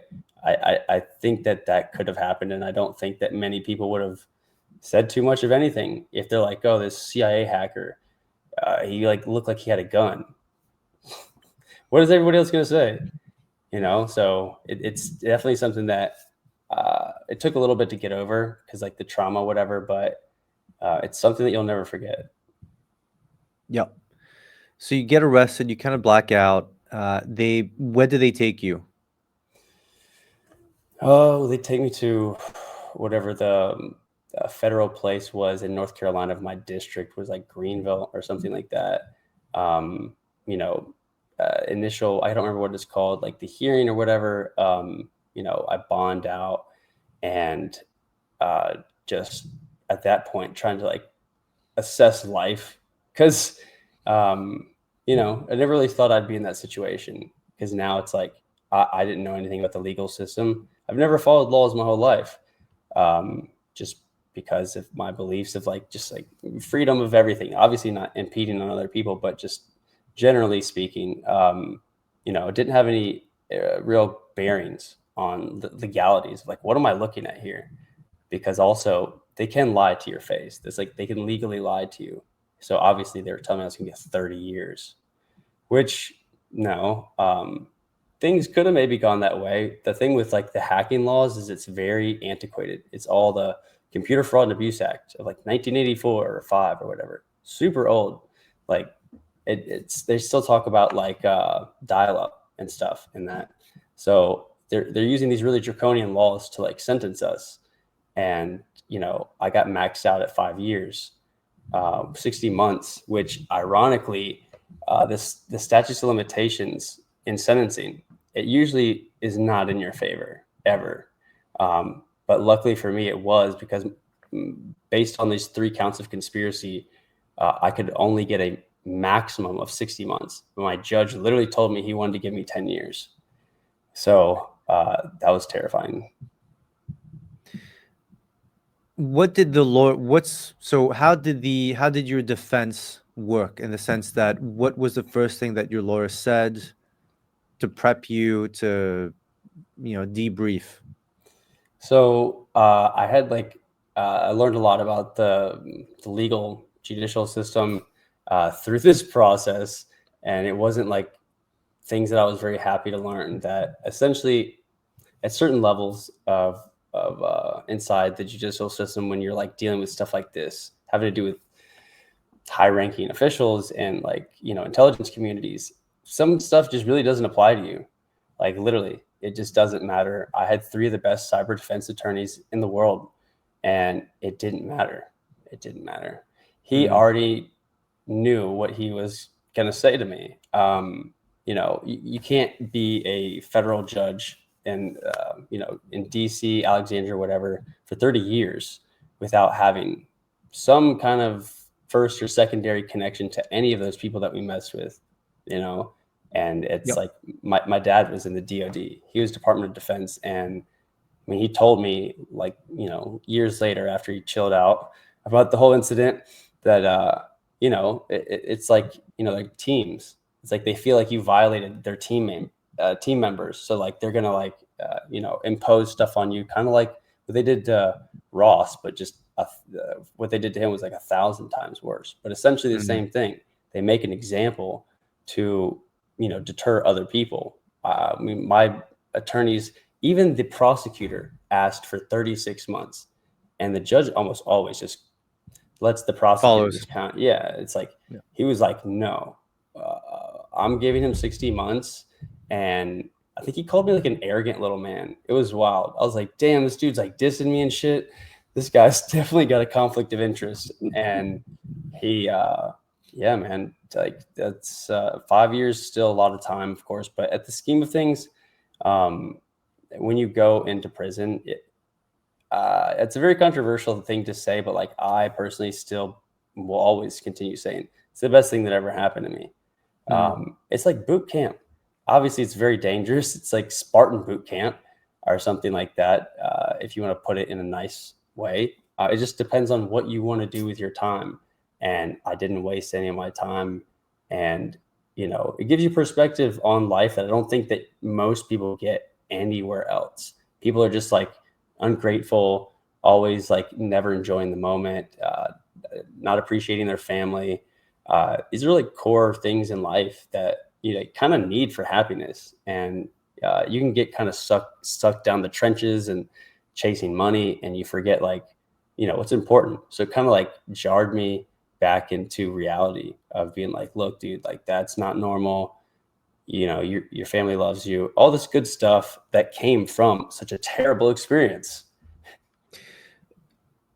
What did you do with your time? You said, it depends on what Yeah. you do. What did you do? So one of the huge things that I did was, like, I wasn't illiterate or anything when I was like in high school and my short stint in college. I just didn't really enjoy reading as much as I did enjoy the challenge of cheating, like the subverting, the guidelines or whatever. It's a test. The energy I put into cheating could have easily been spent reading or studying. So when I went to prison, I think I'd read like a handful of books. I read like over 1,000 books in that 5 years, which I didn't really foresee how beneficial that is. Like, cognitively, just it helps you become more centered, I guess. I don't think a lot of people really ever read these days. Mm, I haven't even read anything in a book since I got out because it's just, the medium of information is so much faster. But so I read a bunch. I took classes. I tried to learn like different language, like Spanish and stuff. Worked out 5 days a week. Very basic, like mundane, boring lifestyle, but like healthy essentially. mm. Just because you just have so What much excess time. what books? What are the top three favorite books you read that come to mind? So my number one favorite book of all time is Shantaram, and it's a very weird book. It's about like this Australian guy who goes to jail in India, and his whole Mm, life and everything. And it's just like I read this while I was in solitary confinement. I was in solitary confinement for like a year, and it was like the hardest thing I ever did. And reading that book in there, like low key, just like saved me, made the experience a lot more palatable because it could always be worse, no matter how shitty it mm, is. Like literally, once I was reading this book, I was just like reading about Indian prisons. I was like, oh my God. While I'm like in a US prison, it sucks, but like in an Indian prison, bro. Our toilets, we have normal toilets, not holes in the ground and like not lice infested beds. So, Shantaram by Robert Gregory something. Very, very, very good book. Probably one of the most quotable books I've ever read. And then, uh, ironically, I like read some like screenplay stuff. Like I started dabbling in like mm. writing screenplays just for fun. Um, it's something that it sounds weird, but I miss is like having that excess free time to just like dabble in Yeah. new side, little hobbies that I got to do in there. I find that reading physical books is very soothing for me. I feel like it's almost an escape from all the electronic and Yes. the It like information. slows down, like everything just like Yeah, slows down, and yeah, it's more like an even rhythm instead of just like so yeah, high frequency. But it feels like everything's moving so fast that you never really have time to yeah, like do that, even though you should. yeah. What's funny is I know you're a bit younger than me, but my generation we grew up without computers, right? Initially, right? Yeah, Without the internet, with computers, but you had to connect through dial up and everything. It yeah, was it was very expensive, even just to like check your email. But the concept of having an email was also new. It's like yeah, it's something that the generation born after the 2000s, they were born in a world that changed, like literally the tech infrastructure changed. Was yeah, so I grew up in this world of physical books, no computers. You watch TV maybe once a week, um, and then your biggest gift as a child is getting the N64, the PS1, and you play it, yeah, when you're done with homework. And then now it's the opposite, right? Kids grow up watching their iPad shows every night at the dinner table. So it's this kind of mix of the amount of information our brains get, and we're not wired that way. Like we're literally biologically not wired for the amount of information. So reading yeah. physical books is like soothing to me. Yeah, I think there's I read some study about, I don't know if it was the reading or like the physical writing, it affects your memory differently Yep. than Yep. just reading it on a screen. I don't know why it's the medium or something, but like yeah, I'm sure I could tell a big difference like in my cognitive capacity as I started to read. It's like I didn't learn anything, but it's just like training of a muscle, you Yeah, know. yeah, yeah. And And I you read think, faster, you get the information faster and better too, the more you read. yeah, and it's like, the quality of information that you consume. I think just like anything, like your surrounding plays a part in like who you are essentially for the most Yeah, part. And I could confidently say a lot of the content we consume on a daily basis is just dog shit. It's just yeah, like not yeah. a It's a book brain or rot, anything. the Yeah, majority it's now on social. essentially. Yeah, yeah. So Shantaram, I just Googled it here. They actually made a TV show. Pretty good Yeah, I don't. reviews. So I always feel like I don't want to watch something that might ruin the experience for me. especially if you've read it. I haven't read it, Yeah, you'd be but one the of those TV hipster guys show that's is like the out. book is better. It's like, but it Always like that. It's is always like that. Yeah. Any other books that's like really stand out? kind of like quantum mechanics type stuff, like Hmm. stuff like Brian Greene. I was into this stuff like A Brief History in Time, Stephen Hawking. Yep. Actually, I think one of my third favorite, if I could say, is it's called Free Radicals. It's just Mhm. basically like talking about all like the um, different like scientific people throughout time and their breakthroughs, but how not normal they were and Mm. how a lot of people thought certain ways about them. It's just kind of like flipping the status quo on its head and showing Yep. that like a lot of innovation came from like people that were ostracized from society and had just a unique viewpoint. That's a really Yep. good book. So solitary confinement, how did that happen and why? Well, when you're in prison, there's always like it's like how can I say this? It reminds me of like uh, a project or something in crypto or a meme that like everyone thinks is going to go and they're going to like get 1,000x on, but you never do. And it's like the same in prison with, oh, I heard that they're getting out because of this bill that was passed. So everyone goes to like, submit their claim to the Mm. court to try to get out. Like, Obama was letting a lot of people out from like the crack laws and stuff. With this, it was COVID.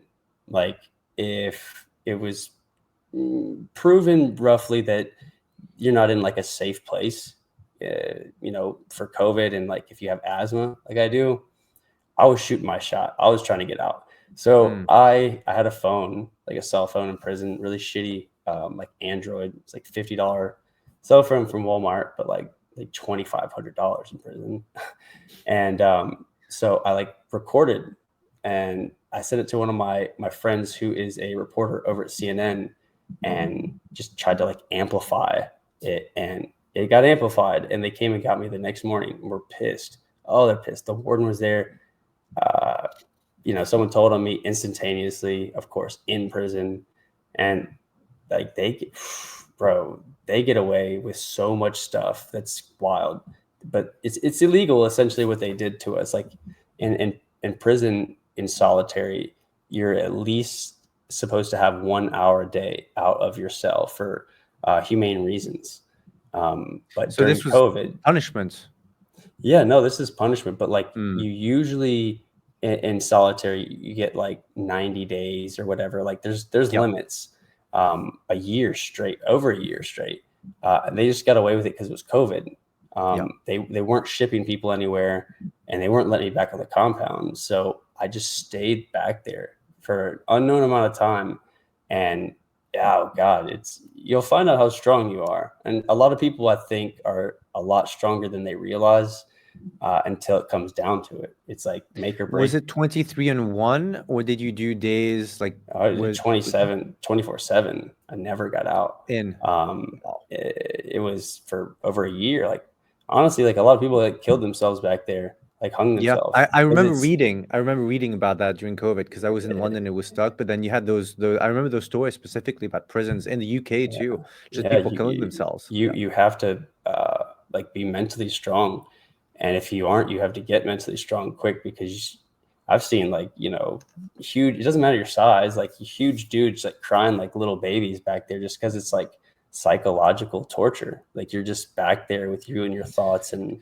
you only get yeah. like one book a week. Like Wow. that's not a lot.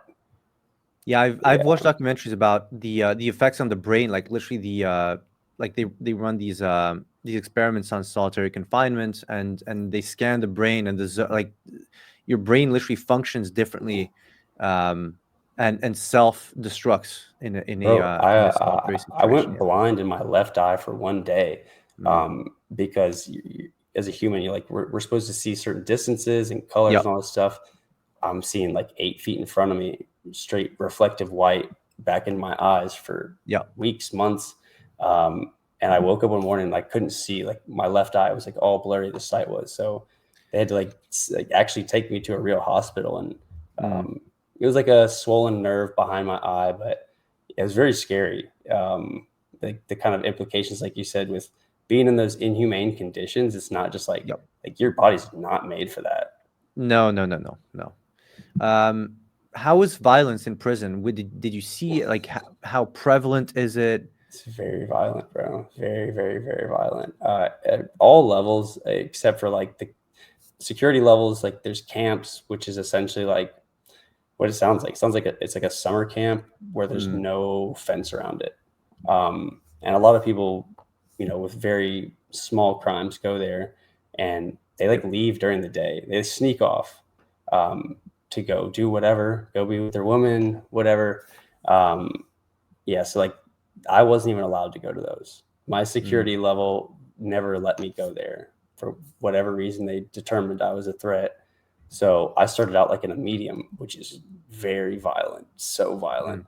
Mm. That's where people who have like 30 years, 20 to 30 years usually and up, or there's ranges for like points and then years. I can't remember exactly, but I started at a medium and I shouldn't have been there, for my crime, really. But like it's a point system. Whatever your Mhm. points are, it doesn't really matter. Whatever your crime was.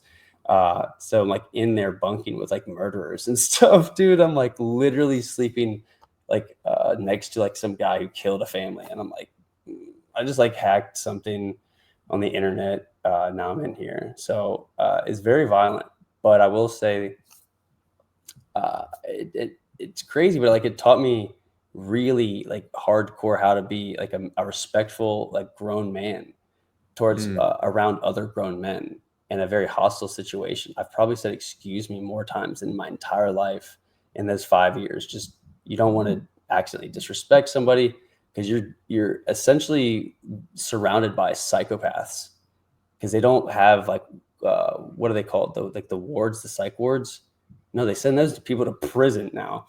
Mm. So you have to be, I think my social engineering abilities like probably saved my life. The Yep. ability to ingratiate myself with people from all walks of life and essentially like kind of mirror back some of like the way they speak or anything, mannerisms, beliefs, to kind of just not getting good with them, but just like blend in. I think that's very important in prison because if you stand out, it's a jungle. It's an animal jungle. Like people literally will just take everything you have. They'll s- stab you. Like it's actually like a really high tense, like always tense. Like you always are on guard. Yep. You're never relaxed ever. And yeah, I've seen violence. I've had to do violence. It's not a pretty thing. It's survival actually, because a lot of people don't come out of Yep. there. A lot of people don't come out of there. It doesn't take much, man. A lot of these people don't care about their lives. You can't assume logic like, oh, he won't stab me. He'll get 10 more years. He's gonna stab you, bro. Like, don't Yep. mess with these people. Just focus on yourself. Try to make the best of the time and get out, and just be grateful and like make the best of your life. Yep. Um, do you stay? Did you stay in touch with people from prison after you left? Like, how's the post prison There's a few. process on your end? Extremely selective on that Mm. aspect.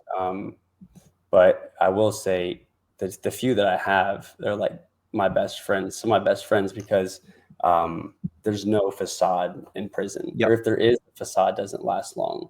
Yep. Um, so you get to like see like what people are made of. Like, are you going to have my back? if something goes down, and that kind of stuff you don't really get to see in society because people don't get put to those extremes. They can kind of avoid it and pretend, but the people that really like, you get to see like, oh, this guy's really my friend. He really doesn't Mm, have anything to benefit from this. If anything, he should be running away because this guy is getting involved with a fight that just has to do with me. So a couple people, the majority, oh God, no, oh mm, God, they hit me up sometimes, and I don't read it because you could tell a lot of people are kind of probably going to go back towards doing crime, mm-hmm. and I just don't want anything to do with that. Yep. So before that, let's talk about the Silk Road. That's personally how I found out about Bitcoin. I talked about this yesterday on the episode with Lucas in 2008, 2009 when I was in LA. A friend of mine was going to these meetup events. I remember going. There was a group. It might actually still exist. It was called Metal, and I don't. it was run by. It was one of the first get-togethers. It was Saturday morning, Marina Del Rey, 20 to 50 tech entrepreneurs, business guys, and you had these very senior VCs coming in, but just like a very cool environment where it was basically, technology. It would be huge, like old Silicon Valley founders coming in, and it was basically like a 2 hour talk, and then just hang out, and have breakfast. And that's that Bitcoin was mentioned to me the first time at one of those it was a very niche event, Yeah. invite only. And so I faded like many. And then the Silk Road. So I was building a company, a software actually in Eastern Europe, in Estonia, 2013. And that's when the whole you know what is it, Pirate Roberts persona came out online. I was pitched funny enough, one of my at the time senior devs, who's now a very good friend, a Brazilian developer, an entrepreneur now.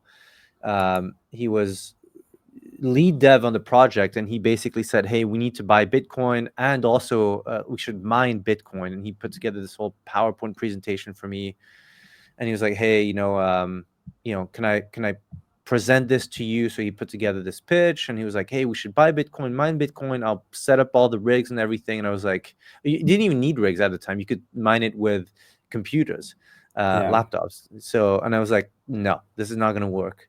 Long story short, that was around the time that the whole Silk Road story was going mainstream. So, walk us through your experience with during that whole time and Silk Road. Yeah, Silk Road was humongous. Humongous, like a lot of people just Maybe tell really people don't what know. Silk Road is, because some of them don't This know was here. Silk Road was like, I would say, the first, or like the most widely known initial founders, or at least like type of dark market website. So these run on Tor nodes, Tor browser. It's a type of encryption and protocol. So like, you can anonymously think of it like a VPN sort of, without getting too specific, for a way to access these specific types of sites, which are only with the Tor routing protocol. It's called onion routing, and it's like .onion instead of .com. So it's dark market websites where you can buy and sell anything, like anything. Initially, that's what it was. Obviously, people got a little crazy with it, and they had to like start getting rid of like guns and stuff. But like, I remember very, very distinctly when I first found out about it, and then got on the website. I was like, this is so crazy. Like, just like the awe factor of just like looking on a website that looked like Amazon, and it's just filled with It's like like drugs. an eBay for drugs and illegal stuff, basically. I actually have all. I It's remember. funny. I have That's the first pictures time I downloaded on. Tor. First time. Trying to see if I could share. I could share my background, can't I? I don't know.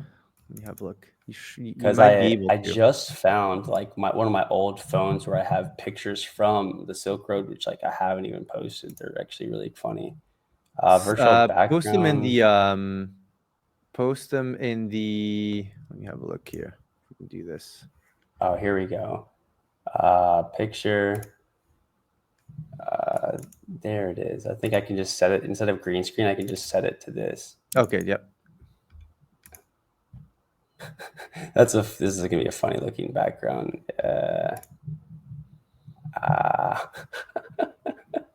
Can you see it? Yes. Oh, there you go. With a So like camel. Yes. Yes. Yes. That is a this is like Silk Road. Yep. actually Yep. like Yep. my old account. One of my old accounts. It's like backwards, but this was like 9K, and the amount of Bitcoin that was in there at that time was like this is another place that I lost a lot of Bitcoin on. Let me see which one. And you can like go back and look at the actual transactions of stuff that I was like buying that now is like worth hundreds of thousands of dollars. Why are these all backwards?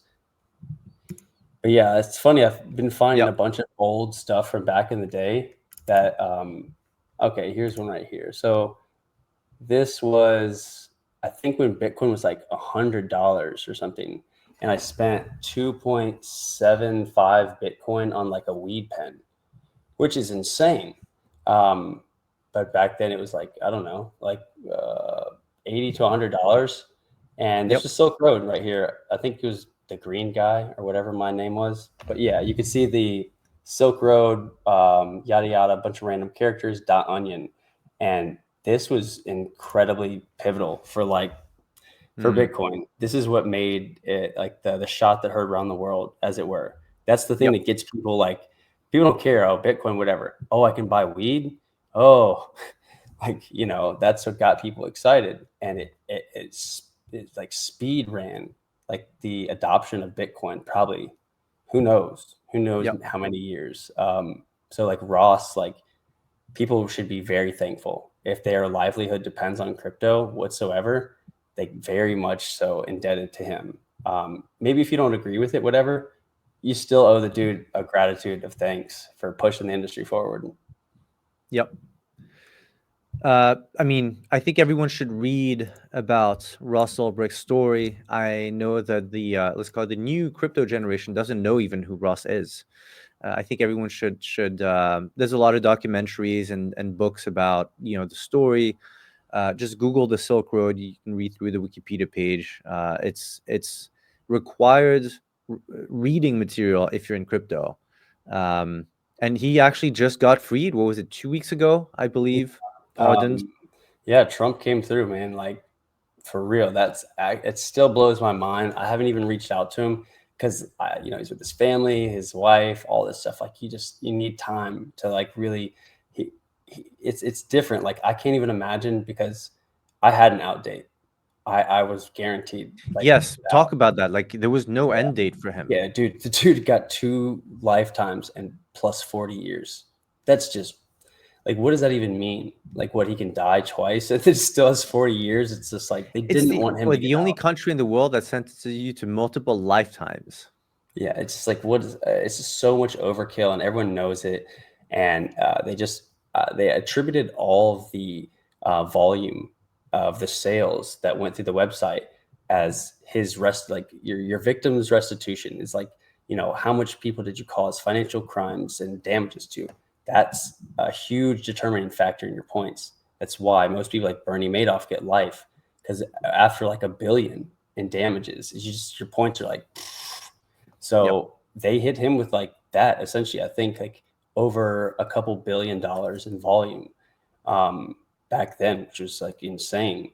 So Yep. much Bitcoin went through the site, and I'm not sure what he still has access to. I know he got robbed a bunch also, but yeah, it was just very, very exciting time in crypto that I don't think you can really replicate. And I did have some hijinks with like eventually meeting DPR just because of my security background. Obviously, I poked around on the server, um, not for any like real purpose or anything. Just like, it's what I do. Curious, like, let's see if this guy's security is good. Um, Found some stuff, and instead of doing anything malicious, I reported it. They were like very responsive and very thankful, because If it was anyone else, probably would have just stole. There was other people that were stealing Mm, Bitcoin, but like I actually believed in it. I was like, dude, what you're doing is amazing. Whether you believe in drugs or whatever, I believe in a free market economy where like humans and people should be able to transact between one another in a safe and fair manner that they are both okay with. Who mm. cares if a third party is not okay with it? It's none. It's like, two people can transact how they want, and like he did show the world that, and it's something that can never really be put back in a bottle, or like, Yep. it's one of those things Yep. that's going back. I think what's interesting with with his arrest is how dirty the whole operation was to get him. There's a bunch of really good interviews and podcasts with some whistleblowers who were on the team that hunted him down, and it was an extremely messy operation to find him. A lot of the actual agents going after him ended up doing their own very very shady things during the actual process of finding him. So there's really good podcasts about with actually whistleblowers who came out over the years and just said, hey, this is the way this was done was wrong. And yes, of course, he was a target, but also, the evidence was the story that was sold to the public is not the way things went down on the back. So it's definitely interesting. If you're interested in this, you should all there's a bunch of Spotify podcasts and YouTube podcasts too about that. So it's you owe it to I might have to if I you might have to switch my headphones real quick. I think these ones are dying. It's yeah like you're like chopping out a whole bunch, uh, yeah. and I'm like And, very anyone in technically crypto should study Ross Ulbricht, Silk Road, just so you know the history too, especially if you're on the younger side. It's you can brag to your friends, hey, I do you know what Silk Road is? I think it's definitely part of uh, crypto Bitcoin history. One of probably the biggest story that brought Bitcoin to the mainstream, and of course, it had several ingredients that make up for a great mainstream story, right? Bitcoin, of course, crypto, this kind of you know gray asset to buy illegal things online, but not on the main web, not on the websites that you go to, but through Tor, and then of course a is lot that of good? Is there any like feedback? no audio is Okay, good. cool. Just making sure because Yeah, audio is good. it's coming out through like the TV. I just didn't want the Yeah, microphone to be picking it up. no, good. So yes, a lot of other stuff too, a lot of threats. I mean, it's a crazy story. It really is a crazy story. I hope they come out with a real TV show. If they do actually, there's been a few attempts of like making a movie. I was in LA actually, and it's one of those like, oh, they've been trying to make a movie. There was a very very mediocre movie made like Yeah, a I straight to think I know DVD what you're talking release. about. Sorry. I said I think I know which one you're talking about. They did a couple Yeah. like pseudo docu series, but like Yeah. it's the same thing like with my case. Like It probably doesn't do also, justice to the story. yeah. Plus, Yeah. like I'm sure there's tons of stuff that happened, whether he can speak about it or not. Yeah. Same thing with my case. Like my case has never really been fully told. Like all these Yeah. journalists and stuff try to speculate, and just like no one's like really told the story fully from the inside. Mostly because like a lot of my co-defendants, they want nothing to do with this. They just want to go about their own lives, and I'm like, I want to turn a negative into a positive and try to like highlight certain things that can be used like beneficially to like highlight about security, personal security, and then like also like holding your constituents accountable for like their actions and like the stuff that they say. That'd be pretty nice. So yeah, there's no one just really told the whole story. There's some weird things I might have to navigate with like legally what I can and can't say, but there'll definitely will be a docu series or a Netflix series or something eventually. Yep. Yep. So you what day did you actually leave prison?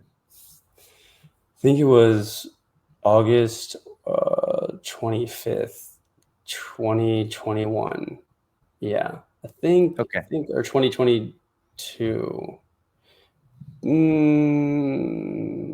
Something like that. Yes. So trading, you get into trading, right? How Yeah. did that happen? So I was like trading when I was locked up. Obviously, it's very intermittent. In prison, you're not allowed. It's not permissible to have cell phones, but like it's a whole different economy in there, and supply and demand always finds a way. So you have access to cell phones if you can pay for them, and it's trading on them. I knew some of like actually I met, and some of my my mentors are from prison. Like literally, I met a whole bunch of people that worked on Wall Street.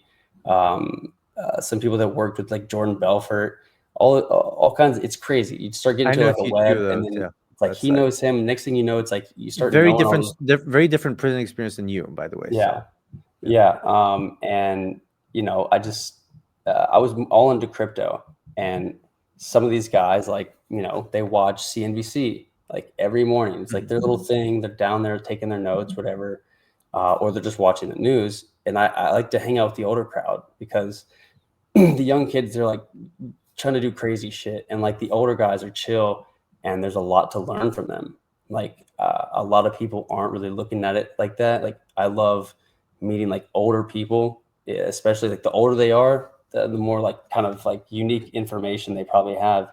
And so one of them like kind of like took me under his wing, and he kept trying to like get me to get into like stock like options trading. And I was like, man, I just do crypto. Like that stock market stuff is a scam. And he was like, I'll never forget. He told me this, and it's just like it rang true. And immediately I was like, damn, that was powerful. He said, it's all a scam. It's all a scam. None of it's real. None of this is real. He's like, just choose your scam, play the numbers, and make your money. And who cares? Wherever there's opportunity in the market, you want to get to the point as a trader where you don't care what the asset class is. I've gotten to that point, but it's taken tens of thousands of hours. I don't think people understand what tens of thousands of hours of work means. It Yep. means ungodly amounts of time, to the point where it's like it's muscle memory. It is. Yep. It's literally muscle memory. And yeah, it's why a lot of people just are not good at trading. Yeah. So for those who are just joining, welcome. We're on with Default Trades, aka Justin. I'm Matthias, and we are partners, business partners, co-founders of JeetBot's trading ecosystem that launched a couple weeks ago. It's in closed beta and launching openly to the public next week. So make sure to follow Justin here. He's tagged on the Twitter post. Follow JeetBot, and this is basically so this is the second CoinRock show. Yesterday we had Lucas Demos, blockchain boy, who's also a partner at JeetBot, and our fourth partner called Caius, who's Yeah, in he's CoinRock. sleeping in the other room right now. Lucas he's been on for 40 hours. He I literally know. DM'd me before the show. He's like, I can't be I on. I have told to him, I sleep. said, I'll go be on to for 40 bed, bro. hours. Just go to bed. So follow all these accounts. I wanted to bring Justin on as episode 2, just because we're business partners, building JeetBot and really bringing what we're gonna be diving into now, which is trading, and really Yeah. the hours and the years of being in the trenches and coming up with these The ideas for suffering. tools and Uh, suffering and yeah. technology, bottling all his genius and technology into a tool, a product suite inside JeetBot to make it easy for you to trade and make more money. And the trading bot is called JeetBot, and that's a full trading ecosystem launching next week. So I'll have a lot of news for that too. So make sure to follow the accounts to be kept in the loop. And also for those who want to join the Telegram group, there's going to be a lot of early bird access info to get your referral links and make passive income, because we have the most generous affiliate referral program in the industry, and it Yeah. is literally one of the best bots in the industry from day one. Yeah, That's the we're 30-second pitch. we're putting everything into this, and like you said, It's not just like some dusty, like normal bot. Like anytime I've had a good idea, it's always came out of necessity. So it's like it never had any intention of like, oh, let me sit down and think of a product to sell people. No, it's like I'm trading. These are the problems that I'm facing. How do we solve these? And then if we solve them, well, other people probably want to use these too. So there's like already demand, and that's like Yep. that's organically how like good products come about, I think, in my opinion. Yeah, exactly. And so the this partnership came about because, you know, Justin has a list of all these different features and things that he uses or that he wants to build and he wanted to build and bring to the market. And so at CoinRock, I mean, we are a venture builder incubator fund, meaning we incubate and invest in what we build. We build everything in house. That's really the USB and so the unique selling proposition. In a way, we're not looking for new partnerships. We have a lot of, like, our list of other projects we could go into is very long, but this one was, you know, a no-brainer to collab on this because taking someone who's actually a real trader, and this is how I really sell Jeetbot, is Justin's a real trader. He's not a KOL, and we've worked with 200 KOLs plus, so a key opinion leader and influencer who say they're a trader because they post 2 charts, but they're not trading. They make money just promoting, which is fine. Justin is a real trader. And Yeah, so taking his thinking about the market, his tools, the tools he wanted to make available to the market, and productizing them into Jeetbot and building that. yeah. And this is something that's like it's going to be ever evolving, you know, Yep. as it's like a tit for tat thing. It's like, oh, the scammers are doing something. We figure out a way to like identify them and help you avoid buying their shit. They iterate and change. So, you know, and also throughout, you know, the cycle and time in general, users will have great ideas, and like we're not above listening, and like if it's good, we'll implement it. I don't know anyone else or any other trading bot ecosystem, first of all, that you even know who created it. Second of all, gives a shit what you have to say about what fucking features they should build. uh, we are, because in my opinion, that's the smartest thing to do in a business. You just like ask your customer what they want. Like, what do you Yep. want? And if enough people say a certain thing, we build it, and then y'all are happy. It's just like, Yep. you know. And plus, like you said, all this stuff about like the airdrop farming and like, you know, the referrals. We're just trying to really make the best product that we can, because I was just dissatisfied with the competition. The great thing about Justin too is he's used all the main bots. He's used them. He knows the ins and outs. He knows A everything lot of about them are them. dusty, bro. A lot of them are literally nothing. Yeah. So for us, it was okay. Let's build the best bot we can, but the bot is that's just the first step. After that, we have the Discord. So the Discord bot, and then we have a browser extension, and then so it's a full ecosystem because probably by end of Q1 here we'll be launching also the web app. At the latest end of Q1, we're already Yeah. building it. So it's like you'll be able to trade everywhere and anywhere, Yeah, and we'll be that's adding a like the bunch of more goal. features as we That's the go. goal. Like we're trying to Yep. solve problems, and we're trying to bring it to every chain and put it on every platform and every device, that like you don't really have an excuse not to use us, you know. And I know, like, even for myself, I'm not a big fan of like the Telegram interface, but like, you know, that's like it's just this stepping stone. You know, some people Yep. like it. It's just a nice, easy way for people to, like, you know, get involved. And then as we go to browser, you know, maybe certain people get early access, whatever that may be. And that's where like the fun begins, because Yep. you're no longer limited by the Telegram interface, and we can just do whatever. Yep. So if you guys have, for those who are on here with over 1,000 viewers here, for those who, if you have an audience, an existing audience, if you have a Telegram group, a channel, a Discord group, a trading community, reach out to either Justin or me or Lucas Demos if you're in touch with him. And you know, we can get you on for the referral. And so there's going Yeah, to be this, definitely hit it's a us up. six. We look Yep. out for, you know, early adopters, people who have like communities. This is really, it'll become obvious in time that like you don't have an option. Like all roads lead to us because we're the only ones building shit. So like if you want to Yep. use the newest and most innovative different types of ways to like sell, take profit, avoid scams, rugs, you're probably going to want to use our product and you'll like it. And it's a Yep. win-win scenario. And there's not many products or projects where that really ever arises. Where like the buyer, the seller, and the project all benefit from whatever the attributes or features are of the product. So Yep. it's some cutting edge shit. Yeah. So reach out to us. Quickly, just because we're launching the referral program next week. It's a 6-level deep referral program. So you're going to be making passive income literally just by sharing your referral link.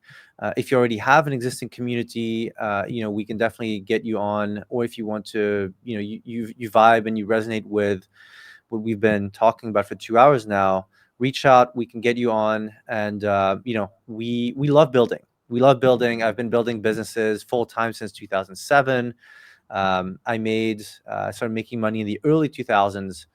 So my specialty is building businesses and real companies in Web 1 and Web 2.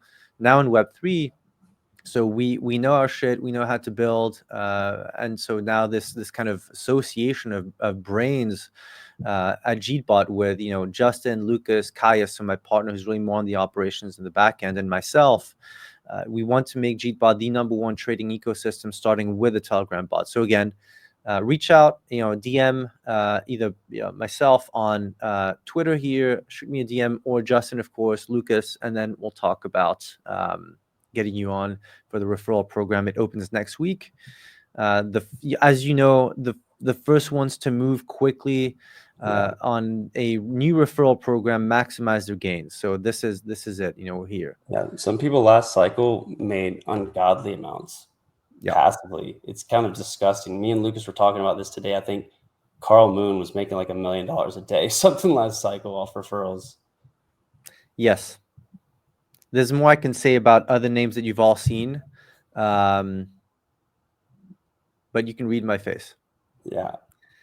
So, I was having lunch actually the other day with someone who knows all those numbers from last cycle. It's multiple millions a day net for the biggest affiliates from last cycle. Crazy. Multiple millions Crazy. net, not in volume, net.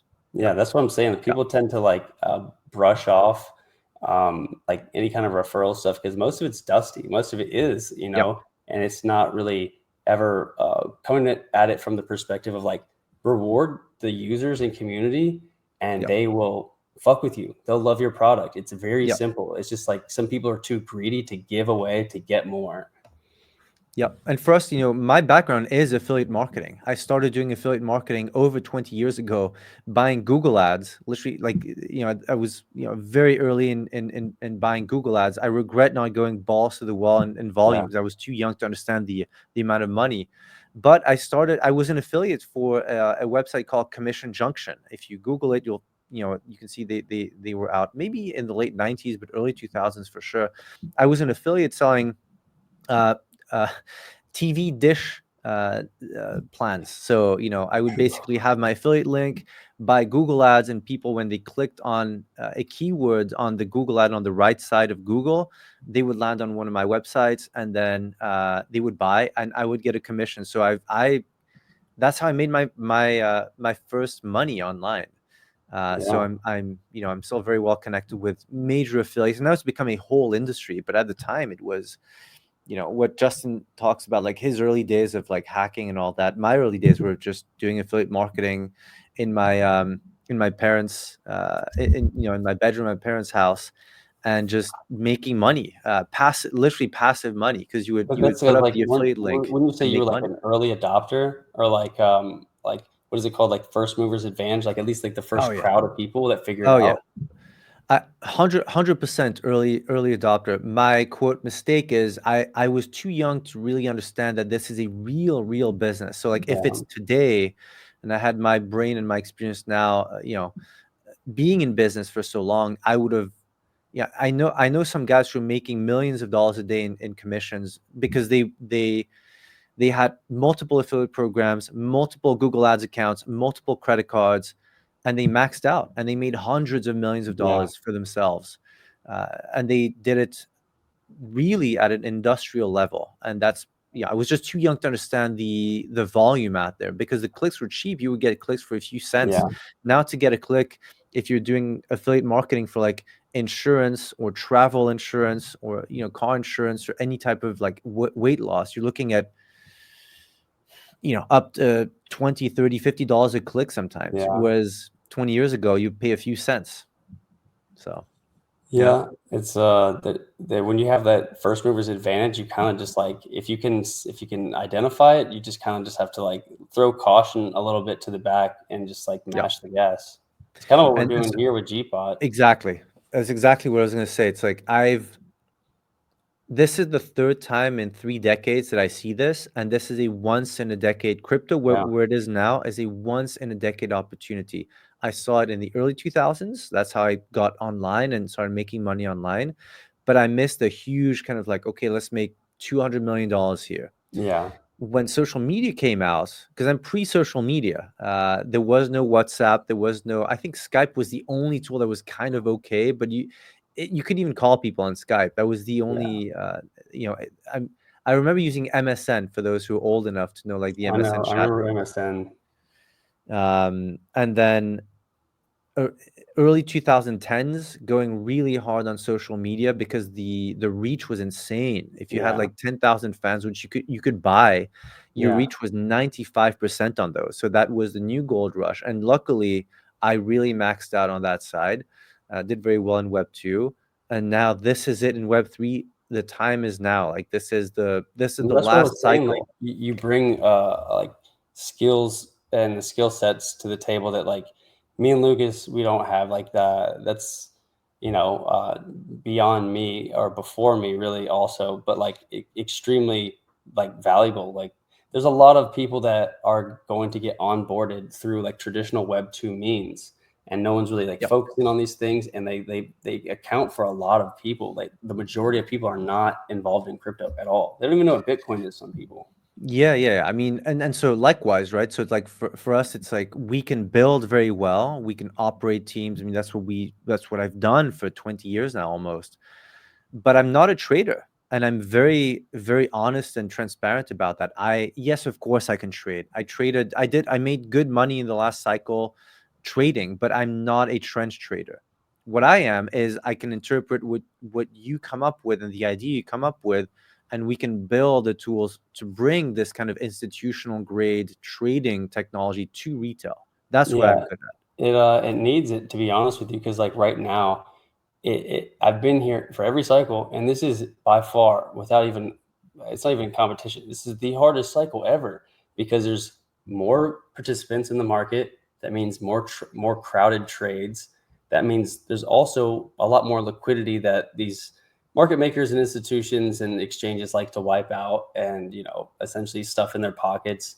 And there's more scammers, which not even just like loan scammers. It's like organization, like criminal organizations organized, just like sitting on pump fund, just like extracting like millions and millions of dollars. So even if you're really good, I know a lot of people that are just like getting destroyed. Uh, Even Yep. myself, I've taken a lot of hits this cycle, a lot. And like people like in Lucas's Telegram, like they track some of my wallets. They see like I hold shit to zero, like literally. So that's why when I win big because uh, the conviction factor. You're gonna make more money holding than you are like scalping or whatever. Just literally holding, and it's just there's more dilution. There's more tokens than ever. 4 million plus tokens. Like how many memes was there last cycle? Like 10. Yep. So you really have to know what you're doing, and even if you do, you're probably ill-equipped like with the software, the tools that only a handful of people are coveting. So like, just like the hacker mindset, freedom of information, like, giving these things to people to like help improve their lives. So like maybe they can make some money in crypto, change their life, instead of just changing a few people's lives that are just scamming everybody. Yeah, and the truth is, building is very difficult. I've we talk about this. I literally got a DM this morning from Caius, so my partner at CoinRock, and we talk about how difficult it is to build in Web3 just because the mindset of Web3 builders is fucked. Like It's they crazy. don't it's insane. It's insane. Again, like I speak from experience, right? I hired my first dev 20 years ago in Web 1.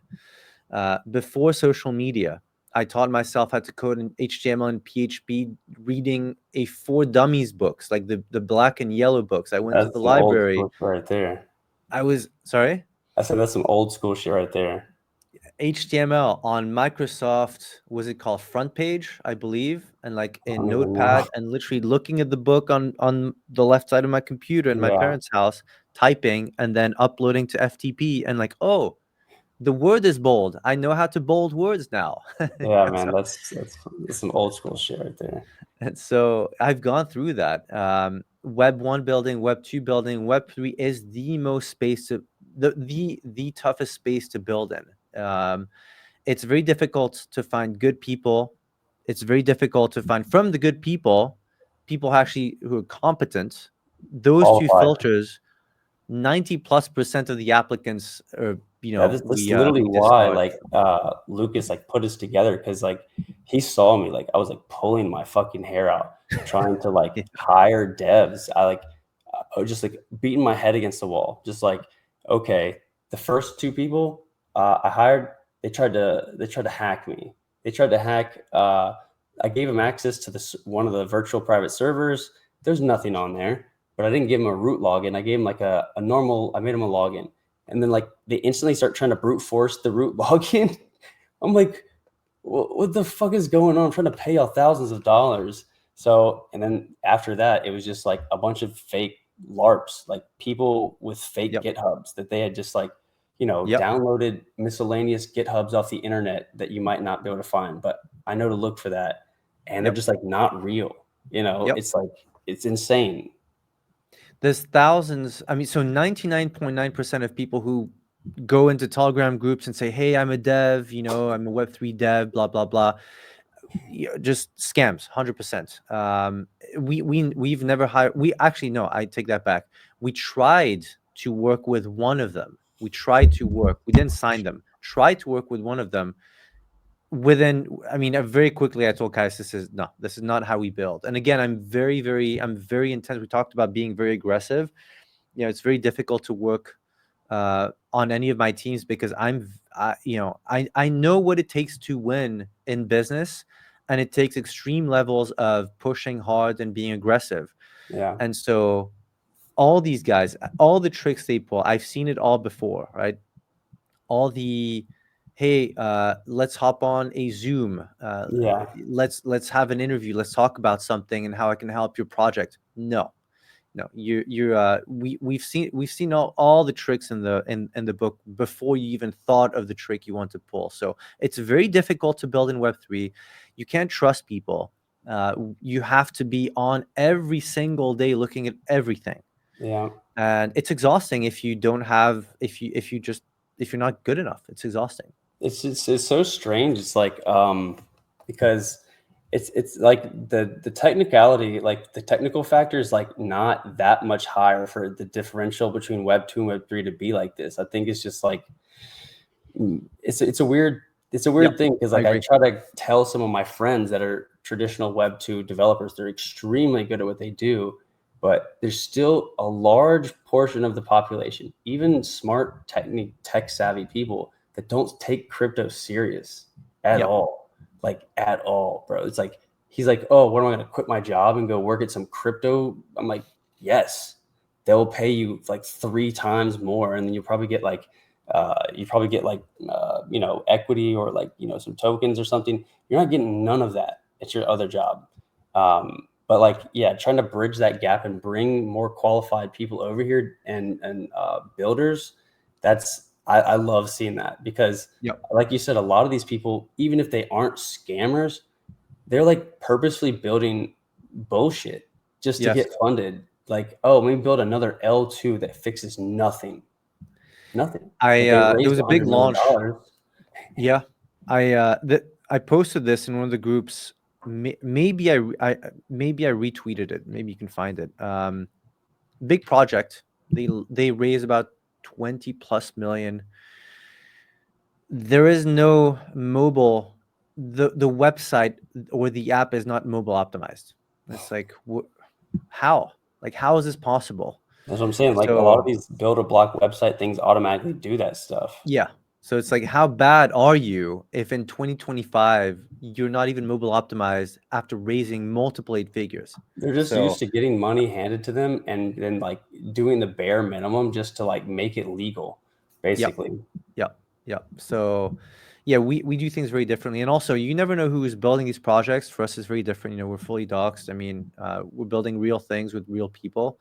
And we want to bring real technology and wins to the market, to retail here. So, you know, I see the so yes, Crypto Triforce next week. Yes, in a few days. We're days away from opening the referral for Gbot. You'll be able to, and the good thing is because it's a 6 level down referral program, you can get someone in, and let's say you only get 5 people in, but they get 20. You actually get Yeah. commissions on everything they bring in, It right? adds up So so fast. yes. And it's literally passive income. Like you do not do anything. Once you've done the initial effort of onboarding, of course, you're incentivized to push and get your referrals out. But you know, if you find people under you 2 3 levels deep who also are driven Yeah. and push the get the word out, you will literally be eating thanks to their work. It's So crazy because like I really barely ever show like anything. And just like the few referral links that I've showed in the past like 3 years, it's just like I can't remember when I last shared them, and this like money's just like still coming in from them. Like literally, I'll go oh check one of yeah, my wallets and be like, yeah, "There's like 4 grand in here. Like, where did this come from?" It's like, oh, yeah. this referral stuff. Yep, yep. So in the old days of affiliate marketing, it was usually just a 1 level deep affiliate program, right? So you literally have your link, you send it to someone, or someone clicks on an ad or an article or a blog, and if that person buys, you get a commission. But if someone under them buys, if they refer it, send your link to someone else, you don't get anything if they Yeah. send their own link. The good thing here is it's 6 levels deep, so you eat 6 levels uh, throughout all the 6 levels. If someone else brings in literally 3 4 levels down, you actually make commissions on that too. Yeah, and the So way that that works sometimes is like I've seen people that like, they may like share it a little bit and like they get a little traction, but then like later like a latent effect is like, well, later one guy he decides to share his link, and then all of a sudden he has like 100 more referrals yep, from like he's like, I haven't shared my link in like 2 months. It's like, yeah, yeah, because it's certain levels deep, and it's like yep. sometimes latent stuff like that. So the guys, I could tell you this. So I had lunch the other day with someone extremely well connected and like also very much a Bitcoin OG, and guys who are running big. So all the guys who were pushing affiliate marketing, affiliates exchanges in the previous cycle, so 2019 to 2022, they're still making ungodly amounts of money passive just because the YouTube video is up. It's from 3 years ago. It's And crazy. the affiliate link is there, and they still make money. So the money literally never stops for them. As long as the exchange doesn't go down, that's the only risk factor. If they're promoting FTX, of course, there's no payout, right? But there's exchanges, Binance is still out. Yeah. Um, so yes, you still actually make commissions years later. So, making $500, 2,000, 5,000, $10,000 a month with like promoting Gbot is realistic. And like Just by the sharing your reference. So, one thing I'm like really passionate about, but it's like it's very annoying because you can't even like even say it without like it being cliche, because it's been overused by scammers saying like, oh yeah, we actually want to like build, we actually want to like look out for our users. It's like most of the time that's bullshit, bro. Like actually, like I am one of y'all. Like I still am. It's not like I'm different. I'm just like building something, but I'm still like a normal person in crypto, still trying to make it. I'm and just and we're actually in the groups, right? We actually Yeah, like respond in the we're in groups. the trenches. Like I'm still in the trenches, bro. Like maybe not as much, but like just like the other day, like popped on here, looked at some charts, got rugged real quick for like 2 or 3 soul, and then like I hit another trade. But like you're not gonna see a lot of these founders and builders just like at this like grassroots level. You know, I've waited a long time to like put my name on a project. I really like covet my reputation. I really like curated that because another thing I learned in prison is like your word is everything. Your word's everything. As a man, if your word is no good, then you're no good. So like, you know, sticking to what you say, and in crypto promoting something, well, if you want to have both of those things at the same time, that's very difficult because there's a lot Yep. of factors that you can't foresee. So I don't promote that much. But when I do, and I put this kind of fervor behind it, I think people kind of see like, I never see this guy shilling stuff. He's shilling the hell out of this. It's like, yeah, because it's like And we it's have some real. semblance of control. Yeah. Yeah. So we're very excited. You know, as one of the founders of Jeetbot, it's I have to almost undersell it and underhype it because there's always a bias of like, oh, well, of course you're showing it because you're the founder. It's like, no, it's actually a better product. It is a better product than 99% of other bots on the market. Like the product is actually better. Dude, So we you'll see a created lot a about that. market order, like created an Yes. order type. Like, I mean, it's pretty insane. Yeah. Yeah. So we'll have a lot, you know, so if you guys want to stay in the loop, join the Telegram. If one of the mods here can put the link to the Telegram, the verification link in like on Twitter, that would be good. And then follow the account, the Jeetbot AI Twitter account. Yeah, And keep let's talk. notifications on because you never know Yep. when we might drop something. Yep. Before we end this one, let's do another like 5-10 minutes about trading, like the market, right? Yeah. So the state of the market. One last recap here. So follow Justin here. Follow me. Follow Jeetbot. A lot of things coming up in the coming days, not even weeks, you know, days, because we've been working on this for months now. So I want to get Justin's opinion here about the market. So if you're panicking, you're seeing your bags drop while being in an uber bullish macro environment. Let's see what Justin thinks here, because one thing with Justin is he has a very good, and I've seen big names in the industry being skeptical of Justin's views at the time, and then 2 months later being like, oh, he was right. And so I Yeah. want to hear from Justin here for everyone. What is your view on this cycle for crypto, for the Bitcoin price? So this cycle, first off, is I classify it as a transitory cycle. So it's like never really happened before. And that just essentially means it's a transitionary period from how things were at one point until a new paradigm. And essentially in crypto, that is it being primarily retail controlled and focused, and going away from that and going towards heavy institutional accumulation. And I think I even mentioned all this back like an interview I did with like Bazinga or whatever back in like November of 23, where the ETFs hadn't even been approved yet, and people were talking about ETFs priced in. You can't price in spot buying, bro, of unknown amounts. That doesn't even make sense. From So the biggest yeah, financial players 10 in the trillion, world. 11 trillion dollars, and like, come on. It's honestly to the point now where like it's kind of like I'm too bullish. Like I see all these people on the timelines, and it's just like it's like clockwork. It's like every time you see a couple days of red or whatever, or their illiquid memes are like getting shit on, so they think the market's over. It's like, no, bro, you just have shit. Like you bought poorly. Like you know, you're not supposed to hold memes like that for long periods of time. It's incredibly risky. But for this cycle, I think on January like 1st of like last New Year's, I gave like a price prediction and a time that was extremely aggressive at the time, which now it doesn't sound as aggressive, but back then people said I was fucking insane for What saying was the number? I two hundred remember the thirty number. thousand dollar Bitcoin by October of 2025. And back then, I think Bitcoin was like 40K. And so the sentiment wasn't around, yeah, this guy's right. It's like, no, this guy's insane. And now, slowly but surely, you see that sentiment changing. And now Larry Fink was just literally shilling a price target of 700K Bitcoin. Maybe not this cycle, but like still, that lets you know like the numbers just keep going up. They just keep going up.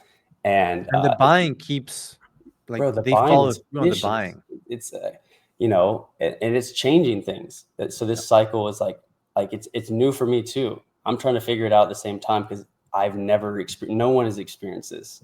It's fucking crazy, and I don't think it's gonna be the same ever again.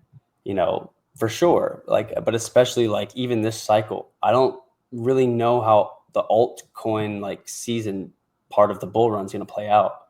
And if it will play out like traditional, maybe, or maybe it's just like select projects because there's more chains, there's more projects, there's so many more tokens, but there's only so much amount of money to go into these things. So you really have to be very picky. Very picky. Like you can scalp and stuff, but like if you want to maintain large positions and feel comfortable, uh, very picky. I would primarily stick to like Bitcoin just to have some exposure. Other L1s like Solana, maybe some Ethereum, some good Ethereum like beta plays. I stick to like a lot of like revenue generating projects because I look at it and evaluate it like a traditional stock analysis. They're making money, so unless they're retarded, they're going to put that money to use to make the project better, to get more And they users. don't need to sell coins for the team and the Yes. project. So that's why you look at Ray from Radium, the liquidity provider token. It's insane. Look at the chart because a portion of their fee from each transaction, which all of the pump fund tokens migrate to Radium LPs. So every time there's a transaction, they get a little piece, and a portion of that goes back into buying their own tokens. So it's like actually tokenomics do matter. Like a lot of people like think it's a boomerish thing, and it's like it's the fundamentals of how this operates. It's pretty Literally the important. fundamentals. Yeah, it's like it's Yeah. actually literally how I do and base a lot of my investing. So definitely tokenomics matter if you're investing for long term, and don't spread yourself thin because that's a very common misconception that people have. It's like when you're building wealth, you have to have high allocations in concentrated wealth, and that's how you make wealth. And then to maintain it, you spread it out. But you're not going to make a lot of money spreading all your money out. But yeah, it's kind of like an obstacle course. This cycle feels like it's like Yep. who's going to make it Yep. to the end? It's funny. Someone was asking in the group, in the Jeetbot group yesterday, when did I get into crypto? And so it's a question I get every now and then. I posted this yesterday in the group. You can go, have a look at this one. My first buy. This is a screenshot from a post that I posted on Facebook, December 7th, 2017. I bought in May in 2017, 40,000 euros, so about at the time $55,000 worth of Bitcoin in May 2017. This when the amount of coins was, I believe there were 400 or 500 coins in the 2017 cycle. The previous cycle, I think it was. I remember looking at CoinMarketCap, seeing between 6 and 10,000 at peak amount of coins.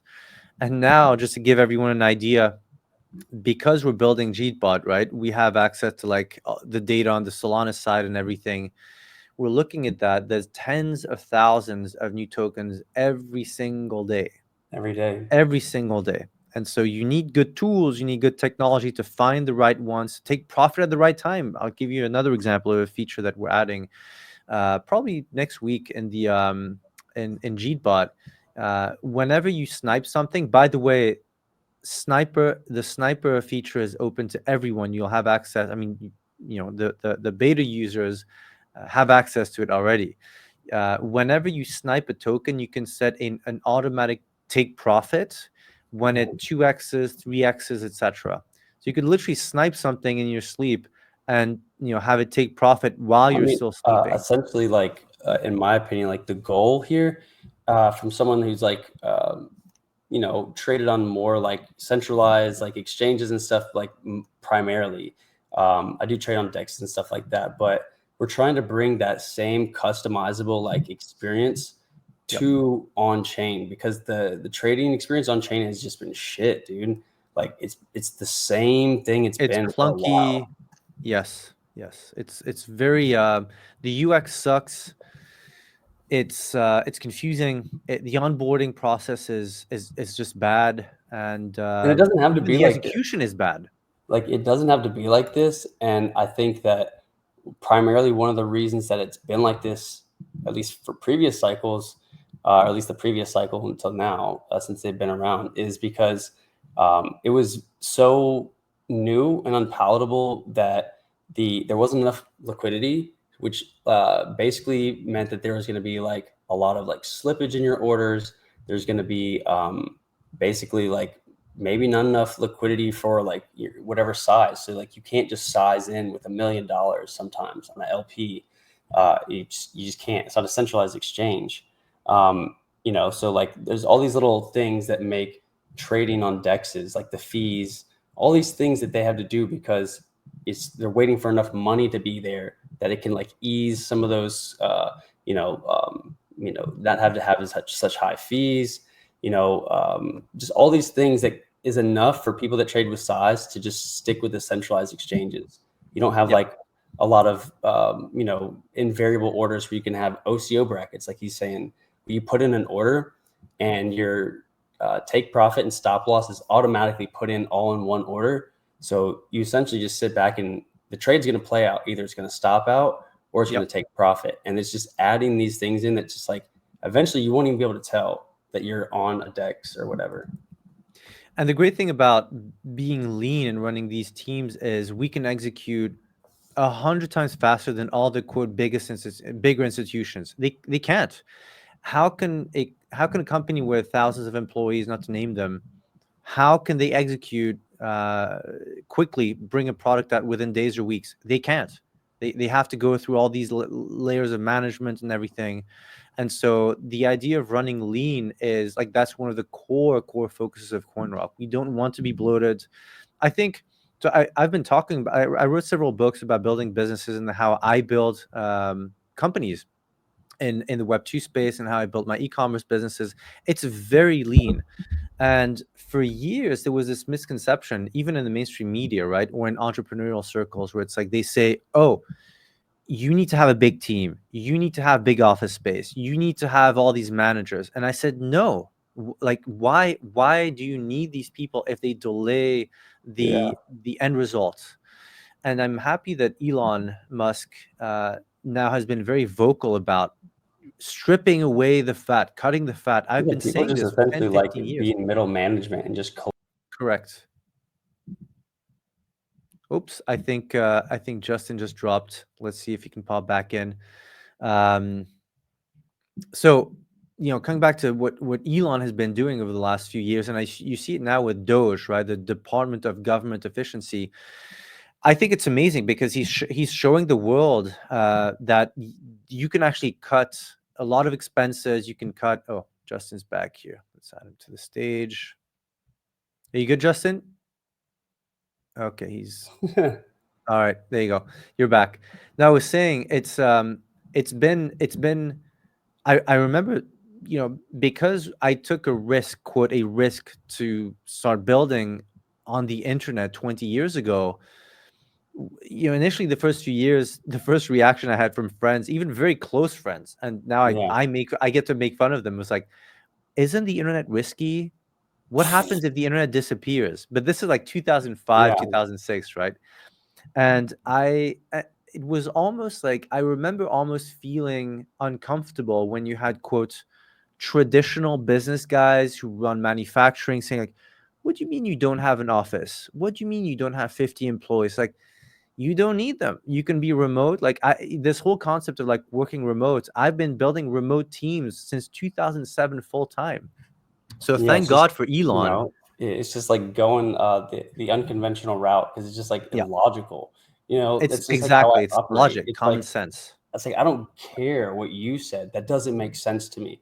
Every person needs to have a role, and they need to have a justification, and they need to have like a skill set that like adds value, or else what are you doing here?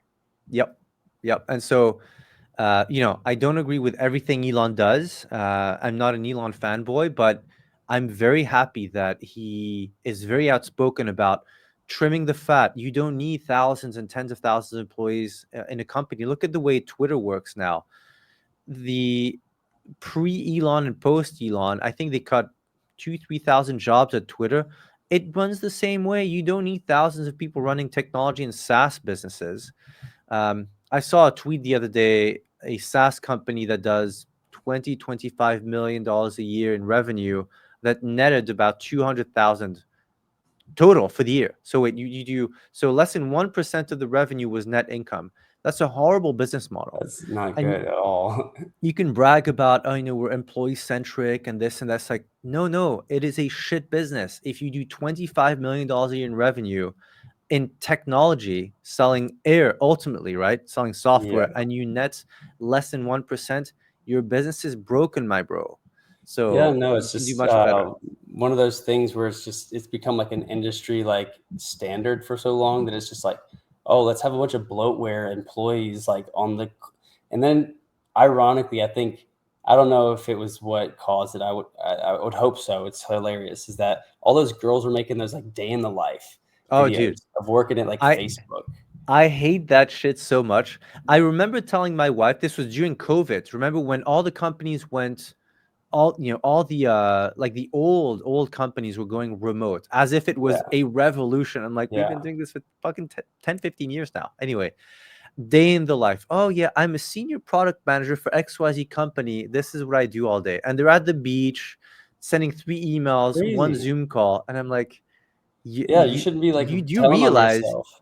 correct. You do realize you're the first to go after this whole e-commerce bubble pops. And I've seen the movie before.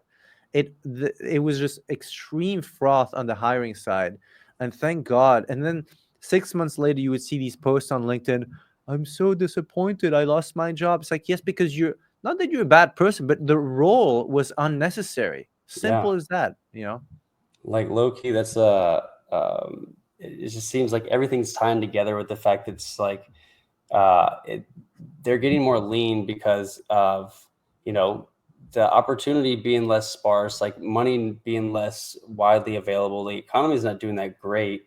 Uh, Yep. Underneath the surface of things for the average person. Maybe some people are doing really well, but the average person's like low key struggling. Like I've Yep. actually seen this myself recently, very surprisingly. I was at a gas station the other day, and there was two girls scrounging their cards together to buy a soda. I Mm, was like, oh my God, bro. I yeah. was sitting there with like 5 bags of chips. I was like, felt like an asshole. I was like, dude, people are not doing great out here. Yep. Yep. And crypto, like low key, is just like one of the last bastions of hope, of opportunity. But Hope. that's That's it. Yep. also like Yep. attracted a bunch of scammers. So, like, that's the problem that we're having to deal with now. Yep. Yeah, so the way we run things is very lean, remote.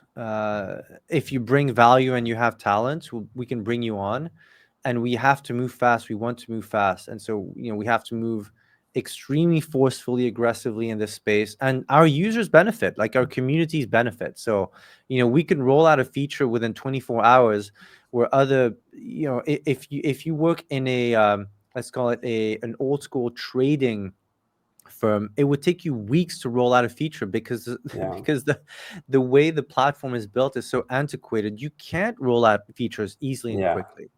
You'd have to build So it. You have to have it like built with extensibility and stuff like that. So it's like yeah, easier to add stuff. Whereas like you have these old antiquated systems that it's like there's actually a lot of like infrastructure in the United States or in the world in general that's like very antiquated, and they're from just the like 90s, they're literally from afraid the to touch 90s. it. Like Yeah. people would probably not be happy to know that a lot of our nuclear facilities are ran on like floppy disks.